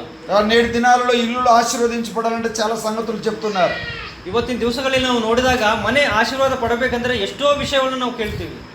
మెట్లు ఇక్కడ కట్టకూడదు, ఇక్కడ కడితే ఆశీర్వాదం వస్తుందని చెప్తున్నారు. ಮೆಟ್ಟಿಲು ಈ ಕಡೆ ಇರಬಾರದು, ಈ ಕಡೆ ಇರಬೇಕು, ಈ ಕಡೆ ಇದ್ದಾಗ ಮಾತ್ರ ಆಶೀರ್ವಾದ ಬರುತ್ತೆ ಅಂತ ಹೇಳೋರಿದ್ದಾರೆ. బాత్రూమ్ ఇక్కడ ఉండకూడదు, ఇక్కడ ఉంటే ఆశీర్వాదం వస్తుందని చెప్తున్నారు. ಬಾತ್ರೂಮ್ ಈ ಕಡೆ ಇರಬಾರದು, ಈ ಕಡೆ ಇರಬೇಕು, ಆವಾಗ ಆಶೀರ್ವಾದ ಬರುತ್ತೆ ಅಂತ ಹೇಳಿ ಹೇಳೋರಿದ್ದಾರೆ. బీరువా ఇక్కడ పెట్టకూడదు, ఇక్కడ పెడితే ఆశీర్వాదం వస్తుంది. ಬೀರುವೆ ಕಪಾಟ್ ಈ ಕಡೆ ಇರಬಾರದು, ಈ ಕಡೆ ಇರಬೇಕು, ಅವಾಗ ಆಶೀರ್ವಾದ ಬರುತ್ತೆ ಅಂತ ಹೇಳೋರಿದ್ದಾರೆ. తలుపు కిటికీ ఇక్కడ ఉండకూడదు, ఇక్కడ ఉంటే ఆశీర్వాదం వస్తుందని చెప్తున్నారు. ಕಿಟಕಿ ಬಾಗಿಲು ಆ ಕಡೆ ಇರಬಾರದು, ಈ ಕಡೆ ಇರಬೇಕು, ಅವಾಗ ಆಶೀರ್ವಾದ ಬರುತ್ತೆ ಅಂತ ಹೇಳೋರಿದ್ದಾರೆ. గ్యాస్ పొయ్యి ఇక్కడ పెట్టకూడదు, అక్కడ పెట్టాలని చెప్తున్నారు. ಗ್ಯಾಸ್ ಸ್ಟವ್ ಇಲ್ಲಿ ಇರಬಾರದು, ಅಲ್ಲಿದ್ದಾಗ ಮಾತ್ರ ಆಶೀರ್ವಾದ ಬರುತ್ತೆ ಅಂತ ಹೇಳೋರಿದ್ದಾರೆ. మరి పెద్ద ఇల్లు లేని వాళ్ళు ఏది ఎక్కడ పెట్టుకుంటారు? ಆದರೆ ದೊಡ್ಡ ಮನೆ ಇಲ್ದವರು ಅವ್ರ ಗ್ಯಾಸ್ ಇವೆಲ್ಲ ಎಲ್ಲೆಲ್ಲಿ ಇಡ್ತಾರ ಅವರು. మరి వాళ్ళకి ఇవన్నీ లేవా? ಅವ್ರಿಗೆ ಇವೆಲ್ಲ ಇರ್ತಾವಲ್ಲ. జాగ్రత్తగా ఆలోచన చేయాలి. ಜಾಗ್ರತೆಯಾಗಿ ನಾವು ಯೋಚನೆ ಮಾಡಬೇಕು. మానవుడు తొలగించవలసింది తలుపు కాదు, కిటికీ కాదు, బీరో కాదు. ಮಾನವನು ಸೈಡ್ಗೆ ತೆಗೆದು ಹಾಕಬೇಕಾಗಿರೋದು ಕಿಟಕಿ ಬಾಗಿಲಲ್ಲ, ಬೀರು ಅಲ್ಲ. మన హృదయములో ఉన్న దేవునికి విరోధమైన పాపం పోతే ఆశీర్వాదమే. ನಮ್ಮ ಹೃದಯದಲ್ಲಿ ದೇವರಿಗೆ ವಿರುದ್ಧವಾದ ಪಾಪವಿದ್ದರೆ ಅದನ್ನು ತೆಗೆದು ಹಾಕಬೇಕು ನಾವು. ఇటీవల ఒక 2 స్టేర్ ఒక ఇంటికి వెళ్ళాను నేను. ಒಂದು ಸಮಯದಲ್ಲಿ ಒಂದು ಮನೆಗೆ ಹೋಗಿದ್ರು ಸಹೋದರರು. అక్కడ వెళ్ళినప్పుడు 2 స్టేర్లు కలిగిన ఆ ఇంటికి మెట్లు పడగొట్టేశారు. ಅಲ್ಲಿ ನಾವು ನೋಡಿದಾಗ 2 ಅಂತಸ್ತಿನ ಬಿಲ್ಡಿಂಗ್ ಇತ್ತು. ಆ ಮೆಟ್ಲು ಅನ್ನೋದು ತೆಗೆದು ಹಾಕಿದ್ರು. ಅದು నిచ్చెనేసి ఎక్కమంటున్నారు పైకి. ಅಲ್ಲಿ ಇದು ನಿಚ್ಚನೆ ಹಾಕಿದ್ರು. అంటే ప్రార్థన చేయడానికి రమ్మని చెప్పారు. ಪ್ರಾರ್ಥನೆ ಮಾಡ್ಲಿಕ್ಕೆ ಬರ್ಲಿಕ್ಕೆ ಹೇಳಿದ್ರು ಅವರು. మరి ఎందుకు మెట్లు తీశారని చెప్పాను. ಮೆಟ್ಲು ಯಾಕೆ ತೆಗೆದಾರ ಅಂತ ಹೇಳಿ ಅವರು ಬ್ರದರ್ ಕೇಳಿದ್ರು ಅವ್ರಿಗೆ. ఈ మెట్లు ఇక్కడ ఉంటే మంచిగా లేదు, ఇంటికి మీకు అందరికి ఇబ్బంది కలుగుతుంది, అందుకే తీసేయమంటే కొట్టేశారంట. కుక్కలేని పెట్టి ಯಾರೋ ಹೇಳಿದರು ಈ ಮೆಟ್ಲು ಈ ಕಡೆ ಇರಬಾರ್ದು ಅಂತ ಹೇಳಿದಕ್ಕೆ ನಾವು ಇದೆಲ್ಲ ತೆಗೆದು ಬಿಟ್ಟಿವಿ ಅಂತ ಹೇಳಿದ್ರು. ఆ మెట్లు తీసేసాడు, మమ్మల్ని నిచ్చెనతో ఎక్కిస్తా ఉన్నాడు. ಆ ಮೆಟ್ಟಿಲು ಅಲ್ಲಿಂದ ತೆಗೆದು ಆ ನಿಚ್ಚನನ್ನು ಹಾಕಿ ಅದರ ಮೇಲಿಂದ ಇವರಿಗೆ ಮೇಲೆ ಹಚ್ತಾ ಇದ್ದಾರೆ. ఆ ఇంట్లో ఉన్న వాళ్ళంతా నిచ్చెన మీద దిగుతున్నారు, నిచ్చెన మీద ಆ ఎక్కుతున్నారు. ನಿಚ್ಚನೆ ಸಹಾಯದಿಂದಲೇ ಎಲ್ಲರೂ ಬರ್ತಾ ಇದ್ದಾರೆ, ಹೋಗ್ತಾ ಇದ್ದಾರೆ ಮೇಲೆ. అది కొన్ని నాకు తెలిసి ఒక 2-3 లక్షలు అయింటది ఆ స్టెప్స్ కట్టడానికి. ಆ ಸ್ಟೇರ್ ಕೇಸ್ ಏನು ಅವರು ಇದು ಹಾಕ್ಬಿಟ್ರಲ್ಲ ಅದೆಲ್ಲ ಕಟ್ಟಬೇಕಂದ್ರೆ ನನ್ನ ಪ್ರಕಾರ ಒಂದು 2-3 ಲಕ್ಷ ಆಗಿರ್ಬೋದು. ఆ 2 స్టేర్లకి 2 ಇದು ಫ್ಲೋರ್ನಲ್ಲಿ. మళ్ళీ అది ఎక్కడ కడతారో తెలియదు. ಬಟ್ ಅದು ಆಮೇಲೆ ಎಲ್ಲಿ ಕಟ್ತಾರಂತ ಗೊತ್ತಿಲ್ಲ. మళ్ళీ కడితే ఆశీర్వదించబడ్డారో లేదో తెలియదు. ಅದು ಕಟ್ಟಿದ ಮೇಲೆ ಅವ್ರ ಮನೆಗೆ ಆಶೀರ್ವಾದ ಬಂದಿದೋ ಇಲ್ಲೋ ನಮಗೆ ಗೊತ್ತಿಲ್ಲ. నన్ను మాత్రం అడగొద్దు మీరు. బ్రదర్ ಕೇಳಬೇಡ ಅನ್ನತಾರ ಅವರು. కానీ వారు అలా చేసినట్టుగా మనం చూస్తున్నాం. ಅವ್ರು ಆ ಥರ ಮಾಡಿದ್ದು ನೋಡಿದಂಗೆ ನಾವು ನೋಡ್ತಾ ಇದ್ದೀವಿ. చాలా జాగ్రత్తగా గమనించాలి. ಬಹಳ ಜಾಗ್ರತೆಯಾಗಿ ನಾವು ಗಮನ ಇಡಬೇಕು. ఇంట్లో బూడిద గుమ్మడికాయ కడితే ఆశీర్వాదం వస్తుంది అంటున్నారు. ಮನೆಯಲ್ಲಿ ಇದು ಕುಂಬಳಕಾಯಿ ಇದೆಲ್ಲ, ಬೂದು ಕುಂಬಳಕಾಯಿ ಅದು ಕಟ್ಟಿದ್ರೆ ಆಶೀರ್ವಾದ ಬರುತ್ತೆ ಅಂತ ಹೇಳೋರು ಇದ್ದಾರೆ. ఇక్కడ దయ్యాలలాగా ఒక బొమ్మ పెడితే అది దిట్టుపోద్ది ఆశీర్వాదం వస్తుంది అంటున్నారు. ಅದು ದೆವ್ವಂತರ ಒಂದು ಗೊಂಬೆ ಕಟ್ಟಿದ್ರೆ ಮನೆ ಮುಂದೆ ಕಟ್ತಾರೆ, ಅದು ಕಟ್ಟಿದ್ರೆ ಆಶೀರ್ವಾದ ಬರುತ್ತೆ ಅಂತ ಹೇಳೋರು ಇರ್ತಾರೆ. మీరు ఏమన్నా అలా చేశారా? ಇಲ್ಲಿದ್ದವ್ರು ಯಾರಾದ್ರೂ ಆ ಥರ ಮಾಡಿದ್ರ జాగ్రత్తగా గమనించాలి. జాగ్రత్తగా ನೋಡಬೇಕು. నీ ఇంటిని, నిన్ను, నీ పిల్లలని, నీ కుటుంబాన్ని దేవుడు ఆశీర్వదించాలంటే, ನಿನ್ನ ಮನೆಯನ್ನು, ನಿನ್ನ ಕುಟುಂಬದಲ್ಲಿ ನಿಮ್ಮ ಮಕ್ಕಳನ್ನು, ನಿಮ್ಮ ಕುಟುಂಬ ಎಲ್ಲರನ್ನೂ ಆಶೀರ್ವಾದ ದೇವರು ಮಾಡಬೇಕಂದ್ರೆ నువ్వేం చేయాలని 5 సంగతులు ఇక్కడ చెప్పాడు. ನೀವು ಏನು ಮಾಡಬೇಕಾಗಿ 5 ವಿಷಯಗಳು ಇಲ್ಲಿ ನಾವು ಕೇಳಿದಂಗ ನಾವು ನೋಡ್ತೀವಿ. మొదటిగా నువ్వు దేవుని బతిమలాడుకోవాలి. ಮೊದಲನೇದಾಗಿ ದೇವರನ್ನು ನಾವು దేవుని వెతకాలి. ದೇವರನ್ನು ನಾವು ಹುಡುಕೋರಾಗಿರ್ಬೇಕು. రెండోది దేవుని బతిమలాడుకోవాలి. ಎರಡನೇದಾಗಿ ದೇವರನ್ನು ನಾವು ಕೇಳೋರಾಗಿರ್ಬೇಕು. అప్పుడు నువ్వు పవిత్రుడు అవుతావు. ಆವಾಗ ನಾವು పవిత్రರಾಗಿರ್ತೀವಿ. అప్పుడు యథార్థవంతుడు కావాలి. ಆವಾಗ ನಾವು యథార్థవంತರಾಗಿರ್ತೀವಿ. నువ్వు నీతిమంతుడు కావాలి. ನಾವು ನೀತಿವಂತನಾಗಿರ್ಬೇಕು. అప్పుడు ఆయన నీ నివాస స్థలాన్ని దీవిస్తాడు. ಆವಾಗ ದೇವರು ನಮ್ಮ ನಿವಾಸ ಸ್ಥಳವನ್ನು ಆಶೀರ್ವಾದ ಮಾಡ್ತಾರೆ. ఒక్క నిమిషం ఇక్కడ ఆలోచన చేయండి. మీరు ಒಂದು ನಿಮಿಷ ಇಲ್ಲಿ ಯೋಚನೆ ಮಾಡೋಣ. మీ అందరూ అండర్స్టాండింగ్ ఉన్నారా? ಎಲ್ಲರೂ ಆ ವಾಕ್ಯ ಪ್ರಕಾರ ಅಂಡರ್ಸ್ಟ್ಯಾಂಡಿಂಗ್ ಆಗಿದಾರಲ್ಲ? మీకు అర్థమవుతుంది నేను చెప్పేది? ಅರ್ಥ ಆಗ್ತಾ ಇದೆಯಲ್ಲ? నీ నీతికి తగినట్లుగా నీ నివాస స్థలమును ఆయన వర్ధిల్ల చేయును అని మాట చూస్తున్నాం. ನಿನ್ನ ನೀತಿಗೆ ತಕ್ಕ ಹಾಗೆ ನಿನ್ನ ನಿವಾಸ ಸ್ಥಳವನ್ನು ಅವರು ಆಶೀರ್ವಾದ ಮಾಡ್ತಾರಂತ ಹೇಳಿ ಇಲ್ಲಿ ನಾವು ಕೇಳ್ತಾ ಇದ್ದೀವಿ. నీ నీతికి తగినట్లుగా నీ నివాస స్థలము వర్ధిల్ల చేస్తాడు. ನಿನ್ನ ನೀತಿಗೆ ತಕ್ಕ ಹಾಗೆ ನಿನ್ನ ನಿವಾಸ ಸ್ಥಳವನ್ನು ದೇವರು ಆಶೀರ್ವಾದ ಮಾಡೋರು. ఒక విషయం నేను చెప్తే ఆ సంతోషాన్ని బాధపడతాడేమో. ಒಂದು ವಿಷಯ ನಾ ಹೇಳಿದ್ರೆ ಸಂತೋಷ್ ಬ್ರದರ್ ಬಾಧೆ ಆಗ್ಬೋದು ಅವರಿಗೆ. ఏంటిది అని ఆలోచన చేస్తే ಏನ ವಿಷಯ ಅಂತ ನಾವು భూమి మీద మన గుడారమైన ఈ నివాసం శిథిలమైపోద్ది. ಭೂಮಿ ಮೇಲೆ ನಮ್ಮ ಗುಡಾರವಾದ ಈ ನಿವಾಸವು ಶಿಥಿಲವಾಗಿರುತ್ತೆ. ಒಂದು ఈ నివాసం శిథిలమైపోద్ది. ಈ ನಿವಾಸ ಶಿಥಿಲ ಆಗೋ ಸಮಯ ಬರುತ್ತೆ. 70-80 సంవత్సరాలకి ఇది అంతా ఊడిపోద్ది. ಒಂದು 70-80 ವರ್ಷದ ನಂತರ ನಾವು ನೋಡಿದಾಗ ಇದೆಲ್ಲ ಕಿತ್ಕೊಂಡು ಹೋಗ್ಬಿಡುತ್ತೆ. ఈ ఇల్లే కాదు, మీ ఇల్లు మీరు కట్టుకున్న ఇల్లు కూడా అట్టే అవుతుంది. ಎಲ್ಲರ ಮನೆಯೂ ಅದೇ ತರ ಆಗುತ್ತೆ. అవును, వాస్తవా కాదా? ಎಲ್ಲ ವಾಸ್ತವ. ಯಾಕಂದ್ರೆ ಅದಕ್ಕೊಂದು ಟೈಮ್ ಇದೆ. 60-70 సంవత్సరాల గ్యారెంటీ, అంతకు మించి లేదు. ಈ ಮನೆ ನಾವು ನೋಡಿದಾಗ 60-70 ವರ್ಷ ಅಷ್ಟೇ ಗ್ಯಾರಂಟಿ. ఈ గుడారం కూడా క్షీణించిపోద్ది. ಈ ಗುಡಾರ ನಮ್ಮ ಶರೀರವನ್ನು, ಈ ಗುಡಾರನ್ನು ಕ್ಷೀಣಿಸಿ ಹೋಗುತ್ತೆ. ఒక దినం మనం చనిపోతాము. ಒಂದು ದಿವಸ ನಾವೆಲ್ಲರನ್ನು ಸತ್ತು ಬಿಡ್ತೀವಿ. పురుగులు పట్టిపోతాము. ಎಲ್ಲ ಹುಳುಗಳು ಬಂದು ನಮ್ಮನ್ನು ಇದು ಮಾಡಿಬಿಡ್ತೀವಿ. మట్లో కలిసిపోతాము. ಮನೆಯಲ್ಲಿ ನಾವೆಲ್ಲ ಇದಾಗಿ ಸೇರಿ ಬಿಡ್ತೀವಿ. భయపడమాకండి, ఇప్పుడు బోర్లు అట్లా ಭಯಪಡಬೇಡ್ರಿ, ಈಗ ಹೋಗೋದಿಲ್ಲ. ఆలోచించాలి, ಯೋಚನೆ ಮಾಡ್ಬೇಕು ಅಷ್ಟೇ. ನಾವು భూమి మీద మన గుడారమైన ఈ నివాసం శిథిలమైపోయినను, ಭೂಮಿ ಮೇಲೆ ನಮ್ಮ ಗುಡಾರವಾದ ಈ ನಿವಾಸವು ಶಿಥಿಲವಾಗಿ ಹೋದರೂ, ఇన్ని లక్షలు పెట్టి ఇంత కష్టపడి కట్టుకుంటే శిథిలమైపోద్ది అంటారు. ఏంది అనుకోవచ్చు మీరు? ಇಷ್ಟು ಲಕ್ಷಗಳ ಖರ್ಚು ಮಾಡಿ ಈ ಮನೆ ಕಟ್ಟಿದ್ರೆ ಶಿಥಿಲವಾಗುತ್ತೆ ಅಂತ ಹೇಳ್ತಾ ಇದೀರಲ್ಲ ಬ್ರದರ್ ಅಂತ. ఈ నివాస స్థలాలు స్థిరమైనవి కాదు. ಈ ನಿವಾಸ ಸ್ಥಳ ನಾವು ನೋಡಿದಾಗ ಇವೆಲ್ಲ ಸ್ಥಿರವಾಗಿರೋವಲ್ಲ. ఆ నిలవరమైన పట్టణం మనకి ఇక్కడ లేదు. ಶಾಶ್ವತವಾದ ಪಟ್ಟಣ ನಮಗೆ ಇಲ್ಲಿ ಇಲ್ಲ. మన పౌరస్థితి ఇక్కడ లేదు. ನಮ್ಮ ಪೌರಸ್ಥಿತಿ ಅನ್ನೋದು ಇಲ್ಲಿ ಇಲ್ಲ. పైనున్న వాటి మీద మనసు పెట్టాలి. ನಾವು ಮೇಲಿರೋ ವಿಷಯಗಳ ಮೇಲೇನೆ ನಾವು ಮನಸ್ಸಿಡಬೇಕು. పరలోకంలో మనకి ఇల్లు ఉంది. ಪರಲೋಕದಲ್ಲಿ ನಮಗೆ ನಿವಾಸವಿದೆ. అదే మనకు స్థిరమైన ఇల్లు. ಅದೇ ನಮಗೆ ಸ್ಥಿರವಾದ ಮನೆ ಆಗಿದೆ. జాగ్రత్తగా దేవుని బతిమలాడుకుంటే, ಜಾಗೃತವಾಗಿ ನಾವು ದೇವರನ್ನು ನಾವು ಕೇಳಿದಾಗ, అలాగనే జాగ్రత్తగా దేవుని వెతికితే, ಜಾಗೃತೆಗಾಗಿ ದೇವರನ್ನು ನಾವು ಹುಡುಕಿದಾಗ, నువ్వు పవిత్రుడు అయితే, ನೀವು ಪವಿತ್ರನಾದ ಆದರೆ, నువ్వు యథార్థవంతుడు అయితే, ಯಥಾರ್ಥವಂತನಾದರೆ, నువ్వు నీతిమంతుడు అయితే, ನೀನು ನೀತಿವಂತನಾದರೆ, ఈ భూలోకములో పరలోకములో దేవుడు నీ నివాస స్థలాన్ని స్థిరపరుస్తాడు. ಭೂಲೋಕದಲ್ಲಿಯೂ ಪರಲೋಕದಲ್ಲಿಯೂ ನಿನ್ನ ನಿವಾಸವನ್ನು ದೇವರ ಆಶೀರ್ವಾದ. చాలా జాగ్రత్తగా మనం గమనించాలి. ಜಾಗೃತವಾಗಿ ನಾವು ಗಮನ ಇಡಬೇಕು. ప్రభు ఎంత చక్కగా ఈ మాటలు తెలియజేస్తున్నాడు. ದೇವರು ಎಷ್ಟು ಜಾಗೃತವಾಗಿ ನಮಗೋಸ್ಕರ ಈ ಮಾತನ್ನು ಇಲ್ಲಿ ಕೊಟ್ಟಿದ್ದಾರೆ. భూమి మీద మన గుడారమైన ఈ నివాసం శిథిలమైపోయినను, చేతి పని కాక దేవుని చేత కట్టబడిన నిత్యమైన నివాసం పరలోకములో మనకుంది. ಭೂಮಿ ಮೇಲೆ ಇರುವ ಈ ಮನೆ ಶಿಥಿಲವಾಗಿದ್ರೂ ನಮ್ಮ ಕೈಯಿಂದ ಆಗದೆ ದೇವರಿಂದ ಕಟ್ಟಲ್ಪಟ್ಟಿರೋ ಮನೆ ನಮಗೋಸ್ಕರ ಸ್ವರ್ಗದಲ್ಲಿದೆ. ఆ పరలోకమైన ఇంటి కొరకు మనం సిద్ధపడాలి. ಆ ಸ್ವರ್ಗದಲ್ಲಿರೋ ಮನೆಗೋಸ್ಕರ ನಾವೆಲ್ಲರೂ ಸಿದ್ಧವಾಗಿರಬೇಕು. మనం ఇక్కడ ఉండడానికి దేవుడు మనల్ని పుట్టించలేదు. ನಾವಿಲ್ಲಿ ಇರ್ಬೇಕಂತ ಹೇಳಿ ದೇವರು ನಮಗೆ ಹುಟ್ಟಿಸಿಲ್ಲ. మనం ఇక్కడ ఉండడానికి మనం ఈ లోకంలో జన్మించలేదు. ನಾವು ಈ ಲೋಕದಾಗಲೇ ನಾವು ಇಲ್ಲೇ ಇರಬೇಕಂತ ಹೇಳಿ ನಾವು ಇಲ್ಲಿ ಜನ್ಮ ನಾವು ತಗೊಂಡಿಲ್ಲ. మనం ఇక్కడ ఉండడానికి ప్రభువారు పరలోకం నుండి భూలోకానికి రాలేదు. ನಾವು ಇಲ್ಲೇ ಇರಬೇಕಂತ ಹೇಳಿ ಕರ್ತನಾದ ಯೇಸು ಕ್ರಿಸ್ತನು ಪರಲೋಕದಿಂದ ಭೂಲೋಕಕ್ಕೆ ಬಂದಿಲ್ಲ. ప్రభువారు వచ్చి మన కొరకు మనం ఇక్కడ ఉండడానికి తన ప్రాణం పెట్టలేదు. ನಾವು ಇಲ್ಲೇ ಇರಬೇಕಾಗಿ ಕರ್ತನು ನಮಗೋಸ್ಕರ ಪ್ರಾಣ ಕೊಟ್ಟಿಲ್ಲ. మనం పరలోకమని ఇంటిలో చేరాలని ఆయన మన కొరకు ప్రాణం పెట్టాడు. ನಾವು ಪರಲೋಕದಲ್ಲಿ ನಮಗೋಸ್ಕರ ಇರೋ ಮನೆಯಲ್ಲಿ ನಾವು ಅಲ್ಲಿ ಹೋಗ್ಬೇಕಂತ ಹೇಳಿ ನಮಗೋಸ್ಕರ ಪ್ರಾಣ. ఆయన తిరిగి లేచాడన్న సత్యాన్ని గమనించాలి. ಅವರು ಮತ್ತೆ ಸತ್ತು ತಿರುಗಿ ಎದ್ದಾರಂತ ಹೇಳಿ ನಾವು ನೆನಪಿಟ್ಕೋಬೇಕು. అందరు తలలోంచి కళ్ళు మూసినట్లయితే ప్రార్థన చేసుకుందాం. ಎಲ್ಲರೂ ಕಣ್ಣು ಮುಚ್ಕೊಂಡ್ರೆ ಪ್ರಾರ್ಥನೆ ಮಾಡ್ಕೊಳ್ಳೋಣ. దేవుని సన్నిధిలో ఈ విషయాలను ఆలోచన చేసేవారిగా ఉందాం. ದೇವರ ಸನ್ನಿಧಿಯಲ್ಲಿ ಈ ಮಾತುಗಳ ಬಗ್ಗೆ ಯೋಚನೆ ಮಾಡೋರಾಗಿ ನಾವು. ఎవరు కళ్ళు తెరిచి అటు ఇటు చూడవద్దు. ಯಾರು ಕಣ್ಣು ತೆಗಿಬಾರದು. చిన్న పిల్లలు కూడా కళ్ళు మూయాలి. ಸಣ್ಣ ಮಕ್ಕಳು ಕಣ್ಣು ಮುಚ್ಚಬೇಕು. ప్రేమ కలిగిన దేవుడు ఈ రాత్రి ఈ మాటలు మనకు తెలియజేస్తున్నాడు. ಪ್ರೇಮ ಸ್ವರೂಪನಾದ ದೇವರು ಈ ಮಾತುಗಳು ಈ ರಾತ್ರಿ ವೇಳೆಯಲ್ಲಿ ನಮಗೆ ಹೇಳ್ತಾ ಇದ್ದಾರೆ. దేవుణ్ణి బతిమలాడుకుంటున్నావా? ದೇವರು ನಾವು ಕೇಳೋರಾಗಿರ್ಬೇಕು. దేవుణ్ణి జాగ్రత్త వెతుకుతున్నావా? ದೇವರನ್ನು ಜಾಗ್ರತೆಯಾಗಿ ಹುಡುಗೋರಾಗಿ ನಾವು ಇರಬೇಕು. నువ్వు నీతిమంతుడిగా ఉన్నావా? ನೀವು ನೀತಿವಂತರಾಗಿದ್ದೀರಾ? యథార్థవంతుడిగా ఉన్నావా? ಯಥಾರ್ಥವಂತರಾಗಿದ್ದೀರಾ? నీ నీతిగా తగినట్టుగా నీ నివాసాలని ఆయన ఆశీర్వదించాలని ఆశపడుతున్నాడు. ನಿನ್ನ ನೀತಿಗೆ ತಕ್ಕಂತೆ ನಿನ್ನ ನಿವಾಸವನ್ನು ಆಶೀರ್ವಾದ ಮಾಡಬೇಕಂತ ಅವರು ನೋಡ್ತಾ ಇದ್ದಾರೆ. ఆశీర్వాదాలు కావాలని ఆశపడ్డం మంచిదే. ಆಶೀರ್ವಾದ ಬೇಕಂತ ಹೇಳಿ ನಾವು ಬಯಸೋದು ಒಳ್ಳೆಯದು. ఎలా వస్తుందో ఆలోచన చెయ్యి. ಆದರೆ ಯಾವ ತರ ಬರುತ್ತೆ ಅಂತ ಹೇಳಿ ನಾವು ಯೋಚನೆ ಮಾಡಬೇಕು. దేవుని సన్ని పాపములు ఒప్పుకో. ದೇವರ ಸನ್ನಿಧಿಯಲ್ಲಿ ನಿಮ್ಮ ಪಾಪಗಳನ್ನೆಲ್ಲ ನೀವು ಇದು ಮಾಡಿಕೊಳ್ಬೇಕು. పాపములు విడిచిపెట్టు. ಪಾಪವನ್ನು ನಾವು ಬಿಡಬೇಕು. ఆత్మ రక్షణ పొందు. ಆತ್ಮ ರಕ್ಷಣೆ ಹೊಂದಬೇಕು. ప్రభు గొప్ప రక్షణ ఇస్తాడు. ಪ್ರಭು ನಮಗೆ ಗೊಬ್ಬ ರಕ್ಷಣೆಯನ್ನು ನಮಗೆ ಕೊಡ್ತಾರೆ. పరలోకమనే నివాసములో నీవు ఉంటావు. ಪರಲೋಕದಲ್ಲಿರೋ ನಿವಾಸದಲ್ಲಿ ನೀವು ಇರ್ತೀರಿ. ఆత్మ సంబంధమైన ఆనందాన్ని పొందుతావు. ಆತ್ಮ ಸಂಬಂಧವಾದ ಆನಂದವನ್ನು ನೀವು ಆವಾಗ ಅನುಭವಿಸುತ್ತೀರಿ. ఇంకెవరైనా యేసు ప్రభు నమ్మని వారుంటే, ಯಾರಾದರೂ ಯೇಸು ಕ್ರಿಸ್ತನ ನಂಬದೇ ಇದ್ದವರು ಯಾರಾದರೂ ఇదే మిక్కిలి అనుకూల సమయముగా గుర్తిరగండి. ಇದೇ ಅನುಕೂಲವಾದ ಸಮಯವಾಗಿದೆ. ఇదే రక్షణ దినముగా ಇದೇ గుర్తిరగండి. ರಕ್ಷಣೆ ದಿನ ಅಂತ ಹೇಳಿ ನೆನಪಿಟ್ಕೊಳ್ಳಿ. రక్షకుడైన ప్రభుని మీ హృదయంలో చేర్చుకోండి. ರಕ್ಷಕನಾದ ಕ್ರಿಸ್ತನನ್ನು ನಿನ್ನ ಹೃದಯದಲ್ಲಿ ಸೇರಿಸಿಕೊಳ್ಳಿ. ఎవరైనా యేసు ప్రభుని నమ్ముకుంటారని ప్రభు ప్రేరేపిస్తే, ಯೇಸು ಕ್ರಿಸ್ತನನ್ನು ನಂಬಬೇಕಂತ ಹೇಳಿ ನಿಮ್ಮ ಮನಸ್ಸಿನಲ್ಲಿ ಪ್ರೇರೇಪಣೆ ಬಂದರೆ, ఈ కూడిక అయిపోయిన ನಂತರ ముందుకు వస్తే మీ కొరకు ప్రార్థన చేస్తాం.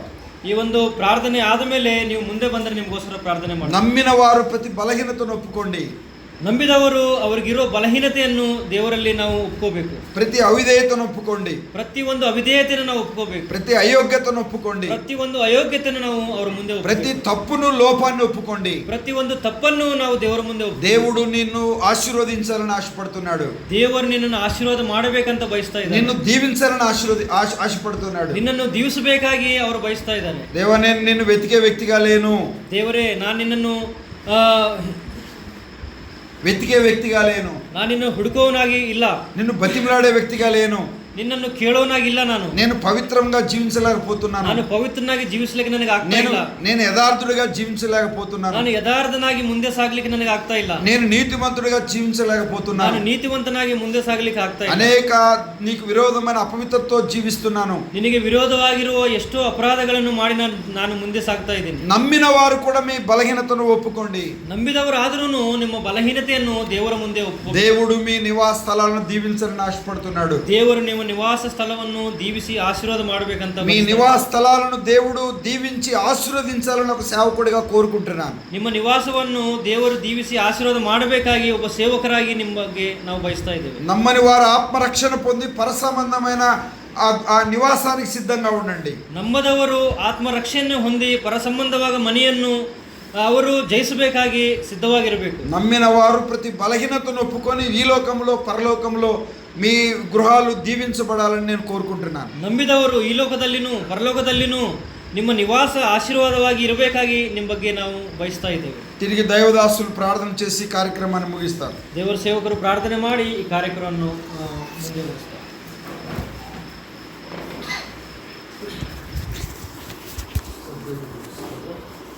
ದೇವರು ತನ್ನ ಕೃಪೆಯಿಂದ ಈ ಮಾತುಗಳನ್ನು ಸುಮಾರು ಒಳ್ಳೆಯ ಸುಂದರವಾದ ವಾಕ್ಯ. ಅದೇ ರೀತಿಯಲ್ಲಿ ನಾನು ದೇವರಲ್ಲಿ ಯಥಾರ್ಥನಾಗಿದ್ದೇನಾ, ಪವಿತ್ರನಾಗಿದ್ದೇನಾ, ನೀತಿವಂತನಾಗಿದ್ದೇನಾ, ನಮ್ಮನ್ನು ನೋಡಿಕೊಳ್ಳಿಕ್ಕೆ ಸ್ತೋತ್ರ.